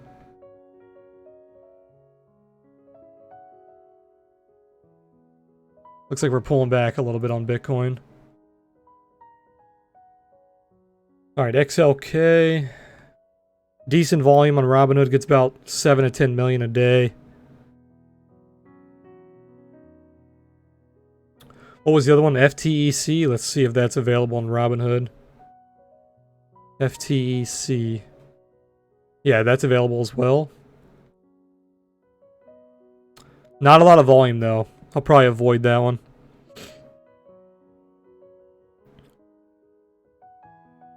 Yeah, I think I'll avoid that one. I think XLK and SMH are both very good.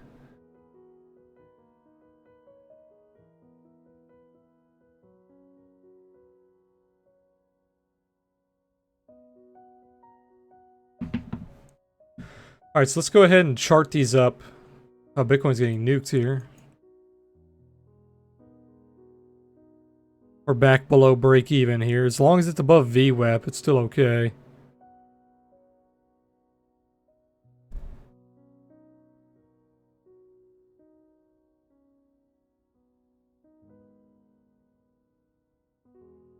Oh, he said, can you check out the XTZ 15-minute breaking out of the parallel channel? I'm targeting the 1-hour OTS pivot. Let's take a look.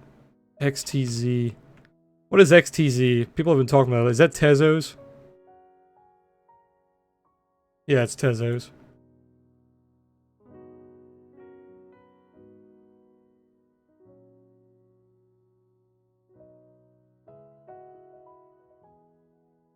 Are you talking about XTZ Bitcoin or USD? Bitcoin, you have a pivot coming in.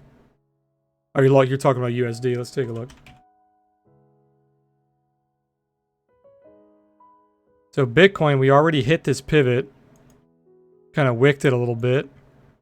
We have another pivot coming in up here, which is also about the 200 EMA.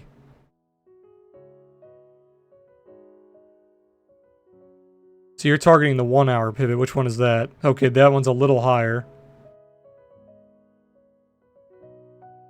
So I'd be a little careful here. Nice engulfing candle, but we're still failing the trail.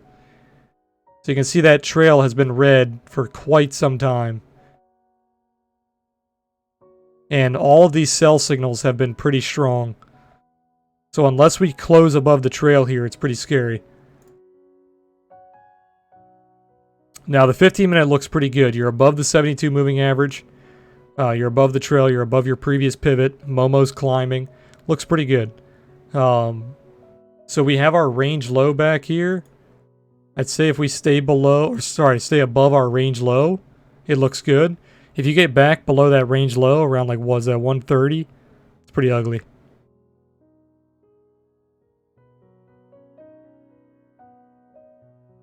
And I'd also be careful because the 1 hour pivot that you're targeting is above the 200 EMA on the 15 minute. So it's just a little bit of resistance you're going to run into.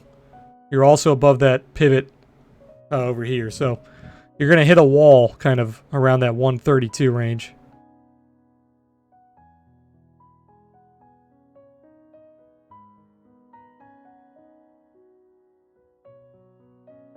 Sorry, you said, do you think gold is going to outperform Bitcoin in 2020? I don't think so. I don't think gold would ever outperform Bitcoin. Gold is in a completely different league.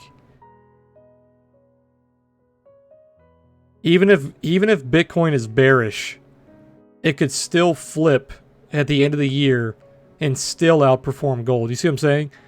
Like, Bitcoin could be bearish for 8 months, and then in the last 4 months of the year could outperform gold. So betting on gold outperforming Bitcoin, that's a bad bet. Because it would take like less than a quarter for Bitcoin to flip and outperform gold, because gold doesn't move that heavily. Like, what's gold's biggest year in the past 10 years?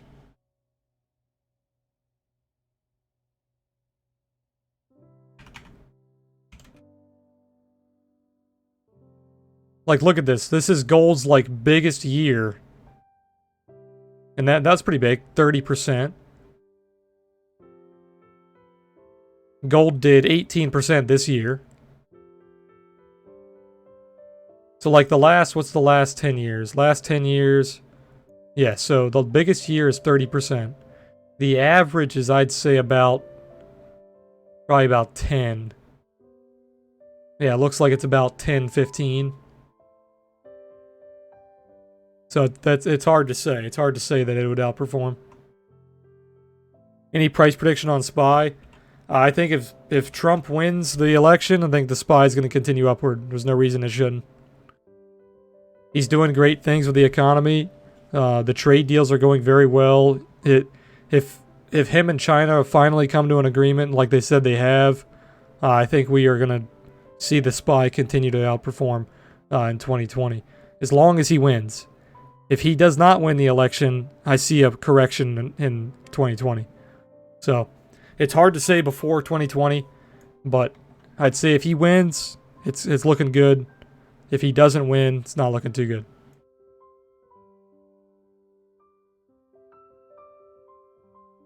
But let's look at these ETFs that we found. So XLK was one that we found. Let's see if we can find a good place to kind of buy a dip on these. Because I don't want to just market buy these. Because they are topping out. Or they're pretty far away from the trail.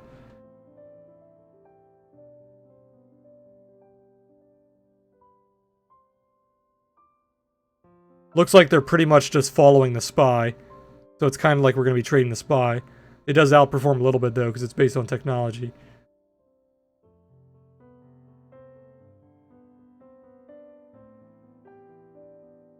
So I'm going to put an alert here on the 4-hour trail.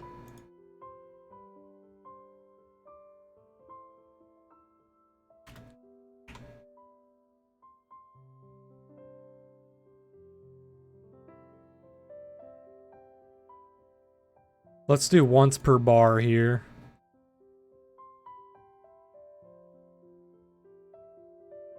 That's probably where we're going to be looking to buy.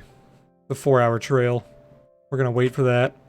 What was the other one we saw? It was XLK and FTC, I believe. No, that was the bad one. It was SMH.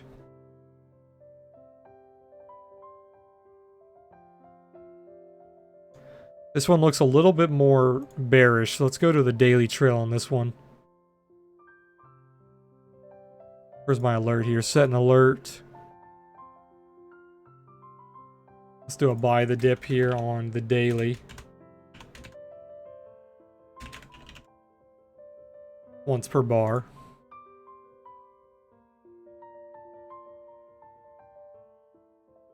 Neo USD, yeah, I'll take a look at that, Todd. Cash, you said, how long do you think we'll see this rally in SPY before a major reversal? It's hard to say, man, because the SPY reversals are usually because of things that are going on in the economy as a whole. And there's really nothing to predict right now in the economy as a whole, except for, like I said, the election. Um, if the credit crisis becomes a major factor in 2020, 2021, we could see a major correction.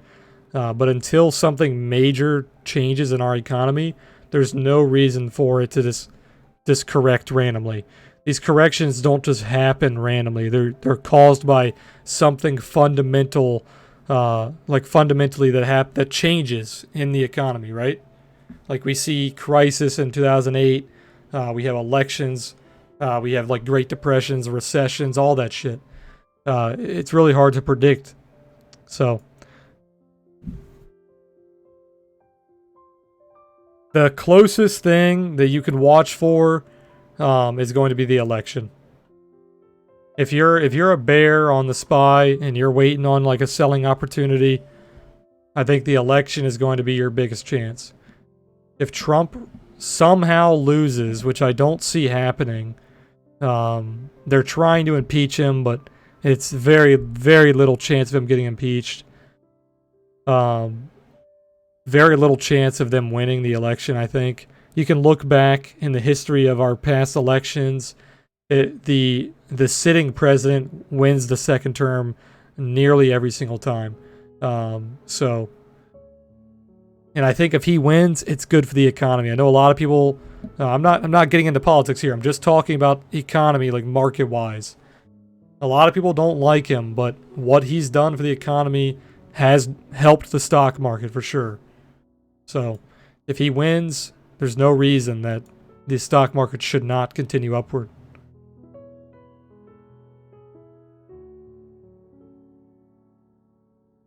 The polls are already showing Trump winning by a landslide. You can't believe in the polls, but just the sentiment that I've seen across like the media or social media or whatever, news, just the sentiment alone. Like look at the rallies. The rallies alone should show you that the country is behind Trump. The media tries to say that the country hates Trump and everybody hates Trump. If you look at just the rallies alone, the country is behind him. And the polls are all pretty. You can't believe the polls. Even if they're going in his favor, you can't believe them. Look at the polls for. Hillary Clinton in the previous election. They all had her winning like 90%, 95%, 99%, and then she lost. So, what do I think? Just hit my mic. What do I think about Yang? I don't want to get too much into politics, but I think Yang's a smart guy.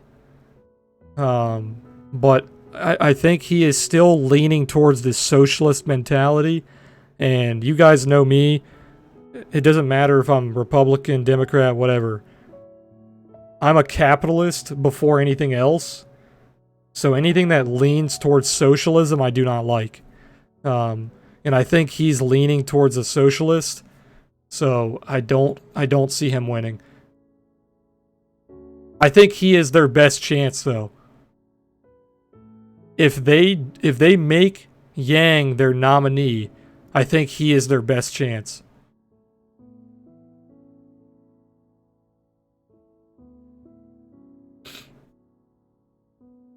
Okay, so we have our alerts set here.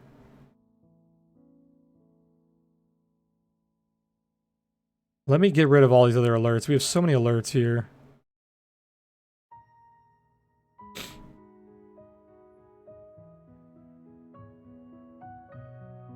Actually, here, let me do this. Let's make these all active again.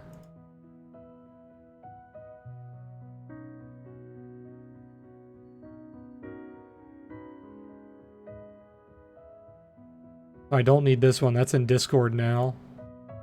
This is also in Discord.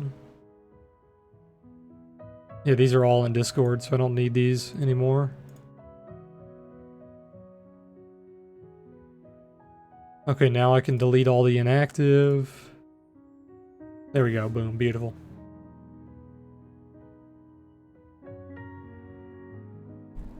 Did you ever make No, I didn't do the predict it. Not yet. Let me, sorry, I keep forgetting. Let me do Neo for you, Todd.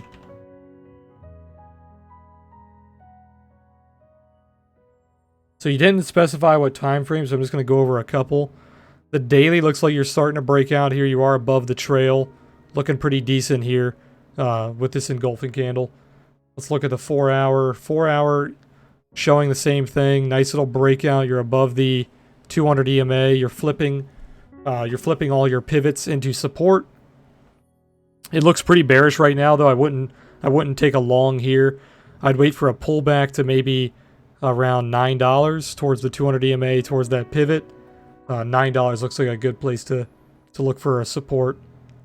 Yeah, that lines up with the 1 hour pivot as well. Yeah, I'd say massive bear div coming in on the short term. I'd say you pull back to around $9, maybe even a like $8.90. Do you do forex? I can chart forex for you, but I don't trade forex. There's no point for me to trade forex. I make decent money trading stocks and crypto. Forex has never been a market that I really felt like I needed to trade. All right, let's go back to what we were doing. So we found XLK, we found SMH. So those are our semiconductor ETFs that we're going to be looking to get into for 2020. I wish I got into them in 2018. Should have made a lot of money. Let's see. What are some other industries that we're looking past 6 months? Let's even go sooner. Let's go 3 months.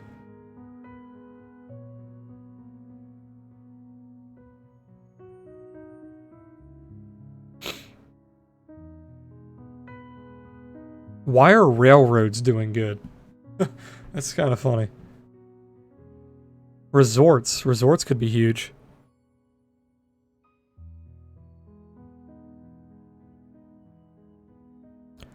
Carnival did really well. 18%. Why is Apple hitting all-time highs? It's Apple, man. They're taking over the world. Apple, Amazon, Google, Microsoft. They're all performing very well. Very, very hard to bet against them.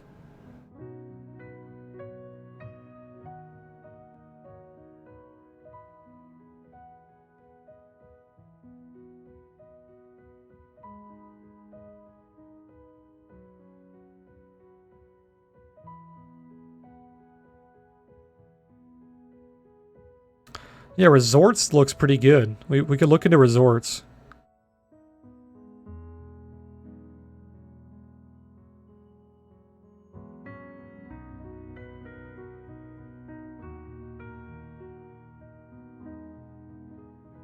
I don't want to put too much money into like healthcare stuff because, and if a random thing happens, like if Trump loses, I think healthcare is going to take a hit. Because private healthcare is going to take a hit if they go more socialized. I don't want to bet too heavily in insurance or anything like that either. Basically staying out of the financial industry. Services is okay. Technology is okay. We're betting on semiconductors, so we already have a tech. Let's look for a service.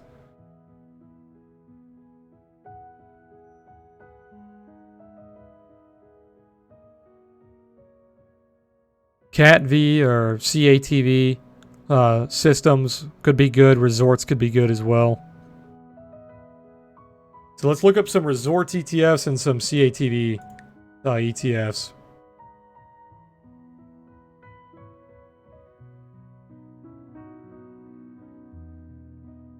That's probably not going to find that. Let's look up here, CATV ETFs.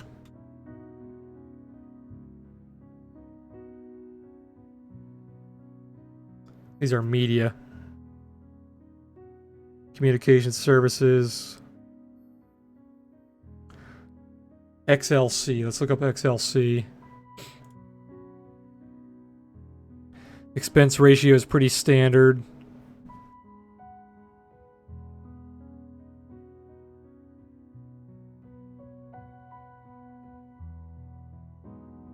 Looks pretty solid. It's basically following the SPY, obviously. Weekly is very extended.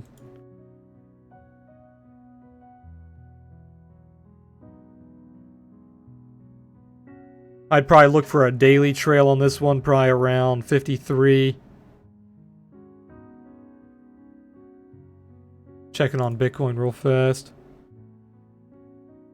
If you look at XAU USD on the weekly, it looks very similar to Bitcoin this year and broke out. Yeah, we talked about that. I think it was yesterday or the stream before, showing Bitcoin might be setting up for it.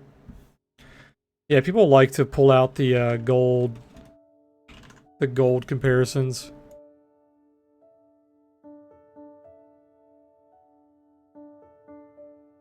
You can see the buy signals on gold were massive here.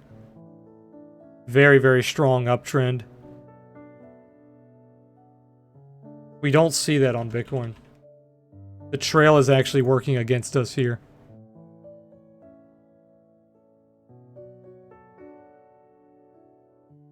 It is close, though.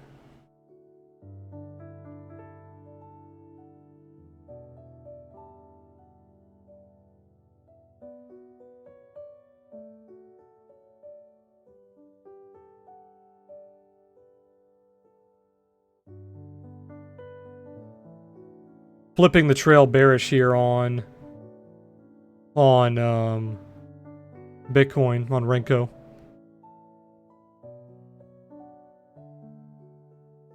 Alright, let's look at what do we have? XLC.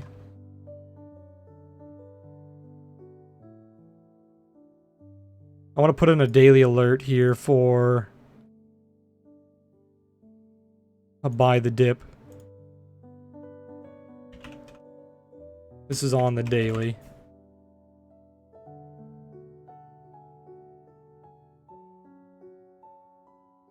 That'd be a little bit of about a 2% pullback, not too bad. What was the other one we were looking at? We were looking at resorts.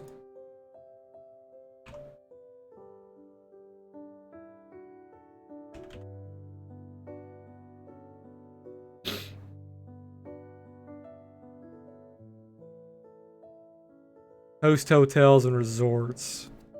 Let's do resorts and casino ETFs. ETFs holding win, that could be good. Let's just look at this one here. That's ETF channel though. I want ETF database. Top 5 gaming. No, I don't want that. Let's just go back to resorts.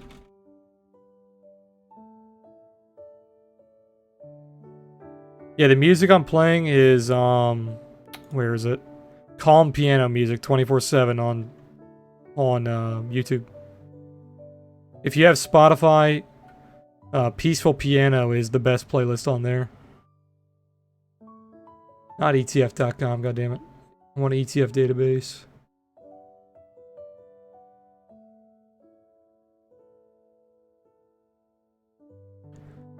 I think gaming. Oh, I was thinking gaming as in video gaming. This is gaming as in casino gaming.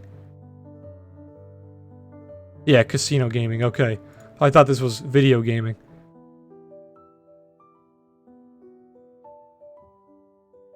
Oh, it is video gaming in esports ETFs.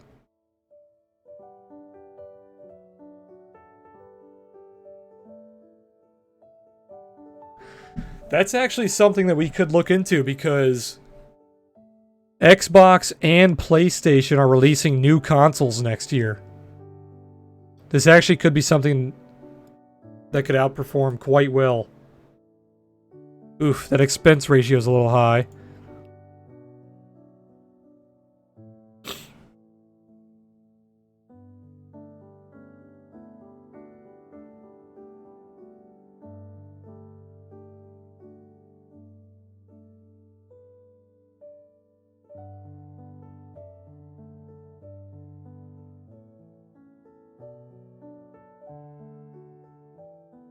What's this one here? AIG. Or AIQ, sorry. Expense ratio is even higher here. Gold hit the 382 on the weekly really nicely.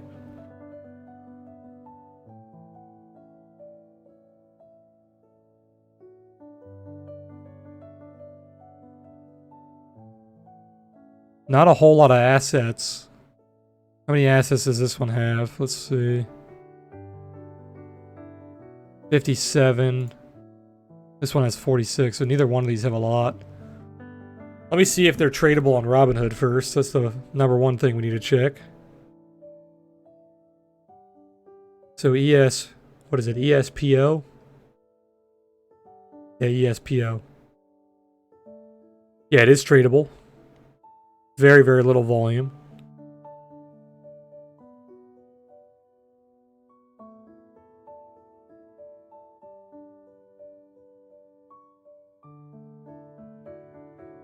All right, I like that. What's the other one? AIQ. AIQ is also on Robinhood. Let's see. Even lower volume, though.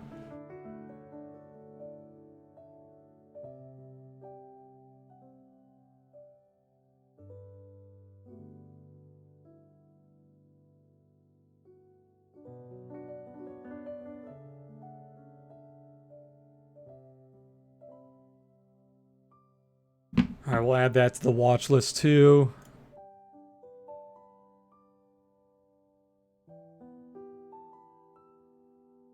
What else were we looking at? We were looking at... Sorry, let's do this first. AIQ. Let me set an alert here.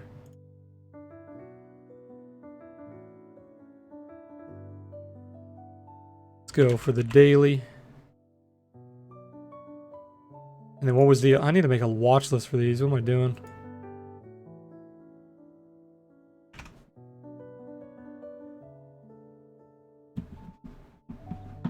So what did we have? We had SMH. We had XLK. We had AIQ. What was the other one we just did?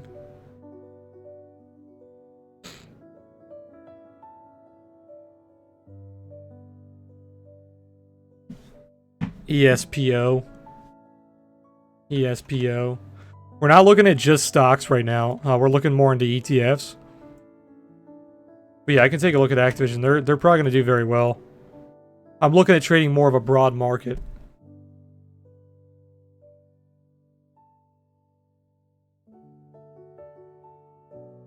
Yeah, Activision doesn't look too bad. If it pulls back and uses like 55 as support, looks pretty good. If you can hold this kind of high here.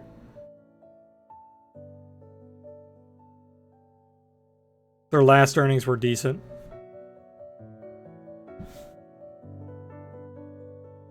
Alright, what else are we looking at here? We were looking at semiconductors. We did that.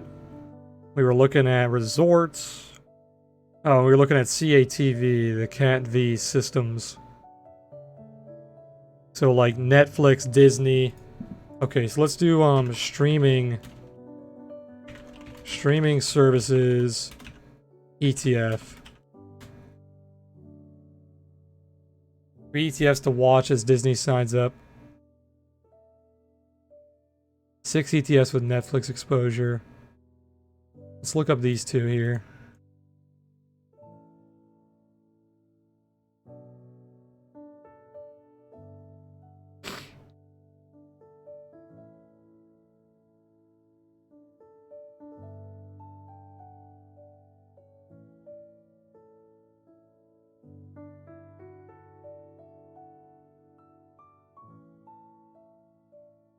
This one doesn't have enough assets, only 1 billion. I'm looking for something with a little more.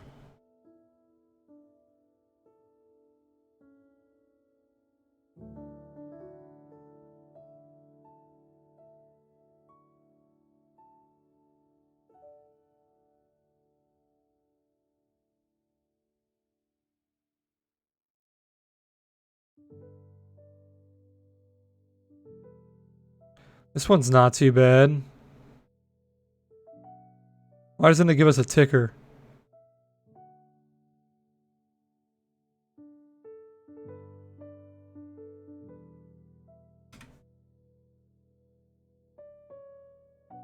FDN. FDN's the ticker.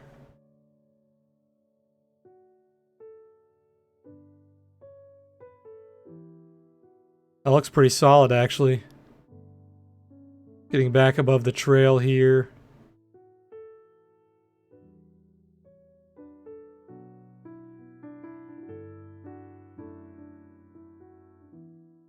Monthly buy signal.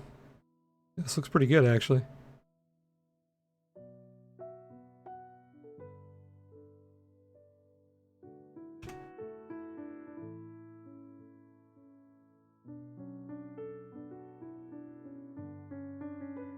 $7.9 billion in management.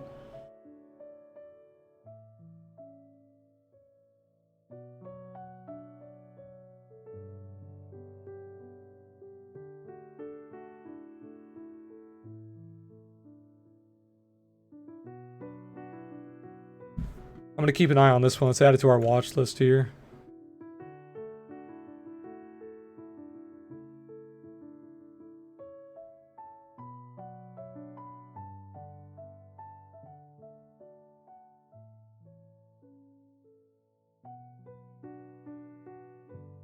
Okay, what were some other ones here?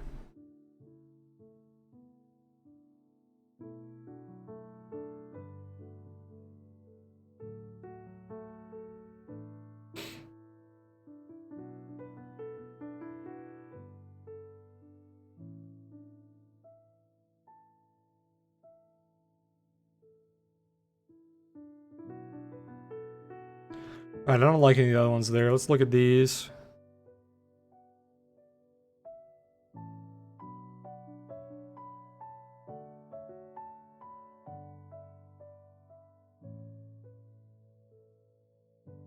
I know this is probably pretty boring for you guys. Fundamental analysis and finding stuff like this is pretty boring, but we only do this once, and then we just keep track of all the technicals of the ETFs that we're watching, and then we trade them. So you just got to do this for a couple of days, and then trading is normal.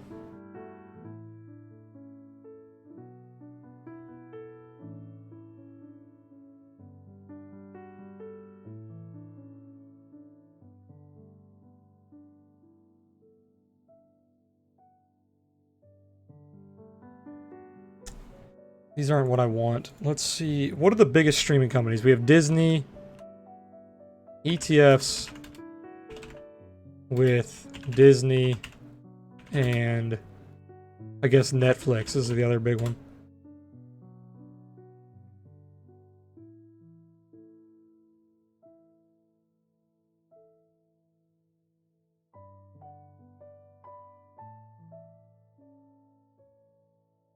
Yes, if you guys like looking up like ETFs, ETF database is the best site that I think. Like out of all the other ones. I used to look up ETFs for fucking like days at a time. And out of all the sites I found, I think ETF database is the best. It's etfdb.com. It's actually interesting and important. I think this is important, definitely. If you're a longer term investor, I think this is very basic very basic analysis. Jesus. That's my sign to end stream very soon. I can't even talk at this point. What are we going for? 2.5 hours? Probably got about 30 minutes left in me. Let's take a look. I like this one. 7.5% weighting with Disney. I think Disney's going to do well in 2020. Large cap growth equities. Expense ratio is a little high. I like the expense ratios below like 0.3. I'm not going to get into too much about what the expense ratio is. You guys can look that up on Google.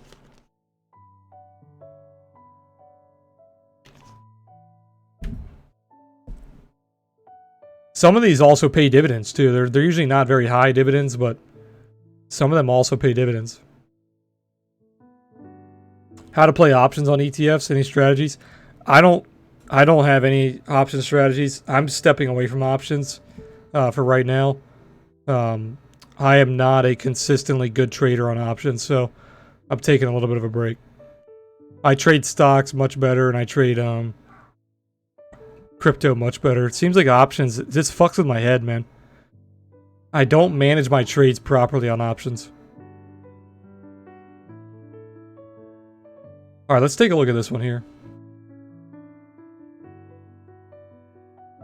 Pretty expensive, a little bit more expensive than I was willing to trade.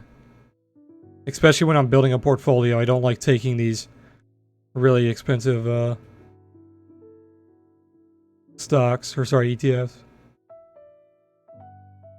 Pretty damn good amount of assets.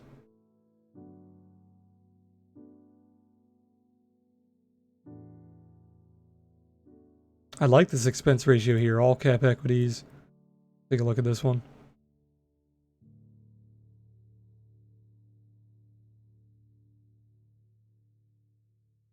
Oh, never mind, they have no assets.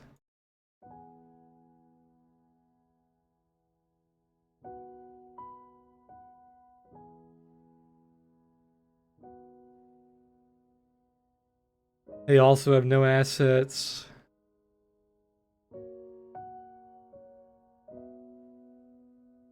Okay, these guys have a shit ton of assets.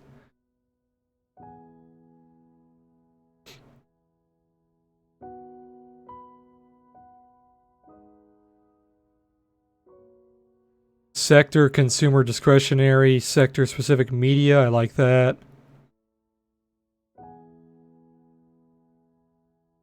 Alright, let's take a look at this one. I like this one more. XLC. Oh yeah, they're performing pretty damn well here.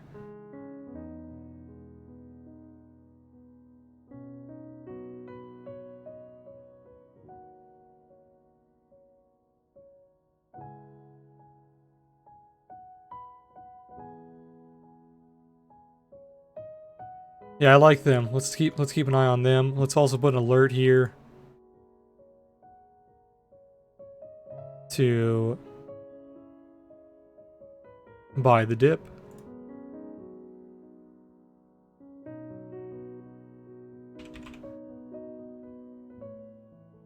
I think that's pretty good. 1, 2, 3. That's 6. Yeah, that's 6 stocks there. 6 ETFs.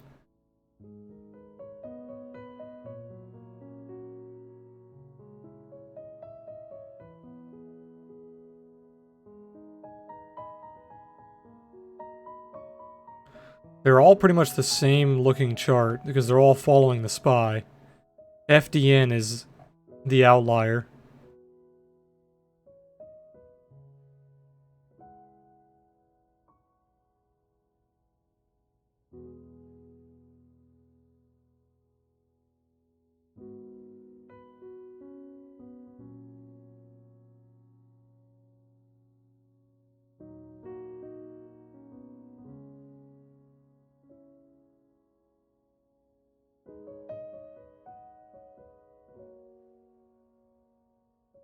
Problem is, they're so damn high. It's gonna be a hard time to buy these.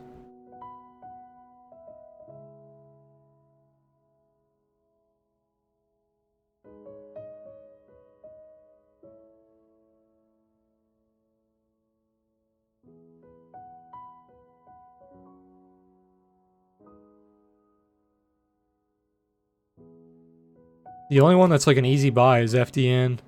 It's already in that pullback. All these other ones are going to be really hard to buy. But that's basically the entire market right now.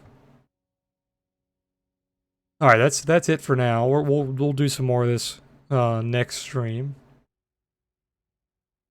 What do I think of Mana? I haven't looked at Mana in a while actually.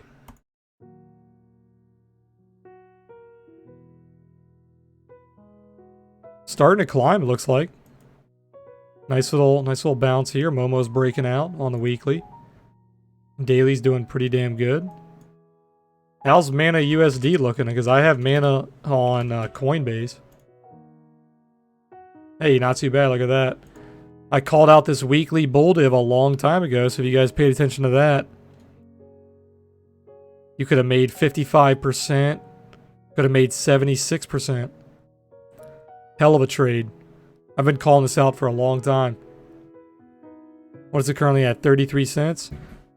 I'm probably going to look to sell this around 40, 45. We'll see. But alright guys, I'm going to end stream on that.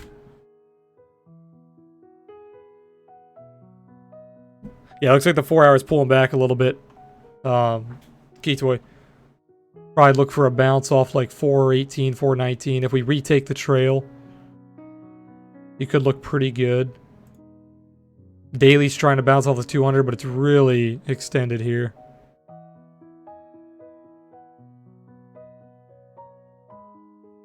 Yeah, it's been almost 3 hours.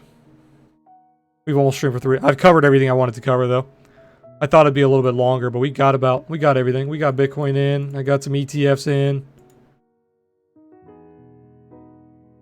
Nothing else I got to cover here.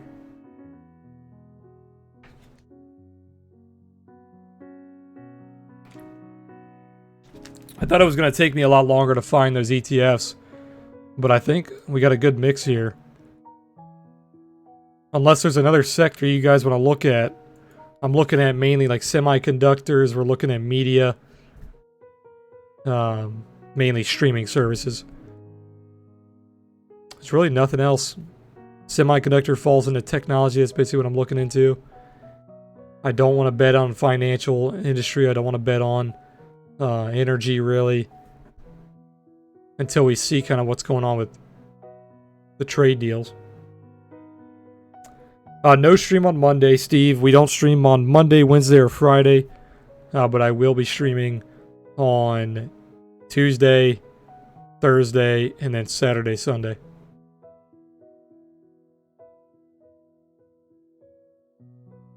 Yeah, today is the weekly close for Bitcoin. I can take a look at that real fast.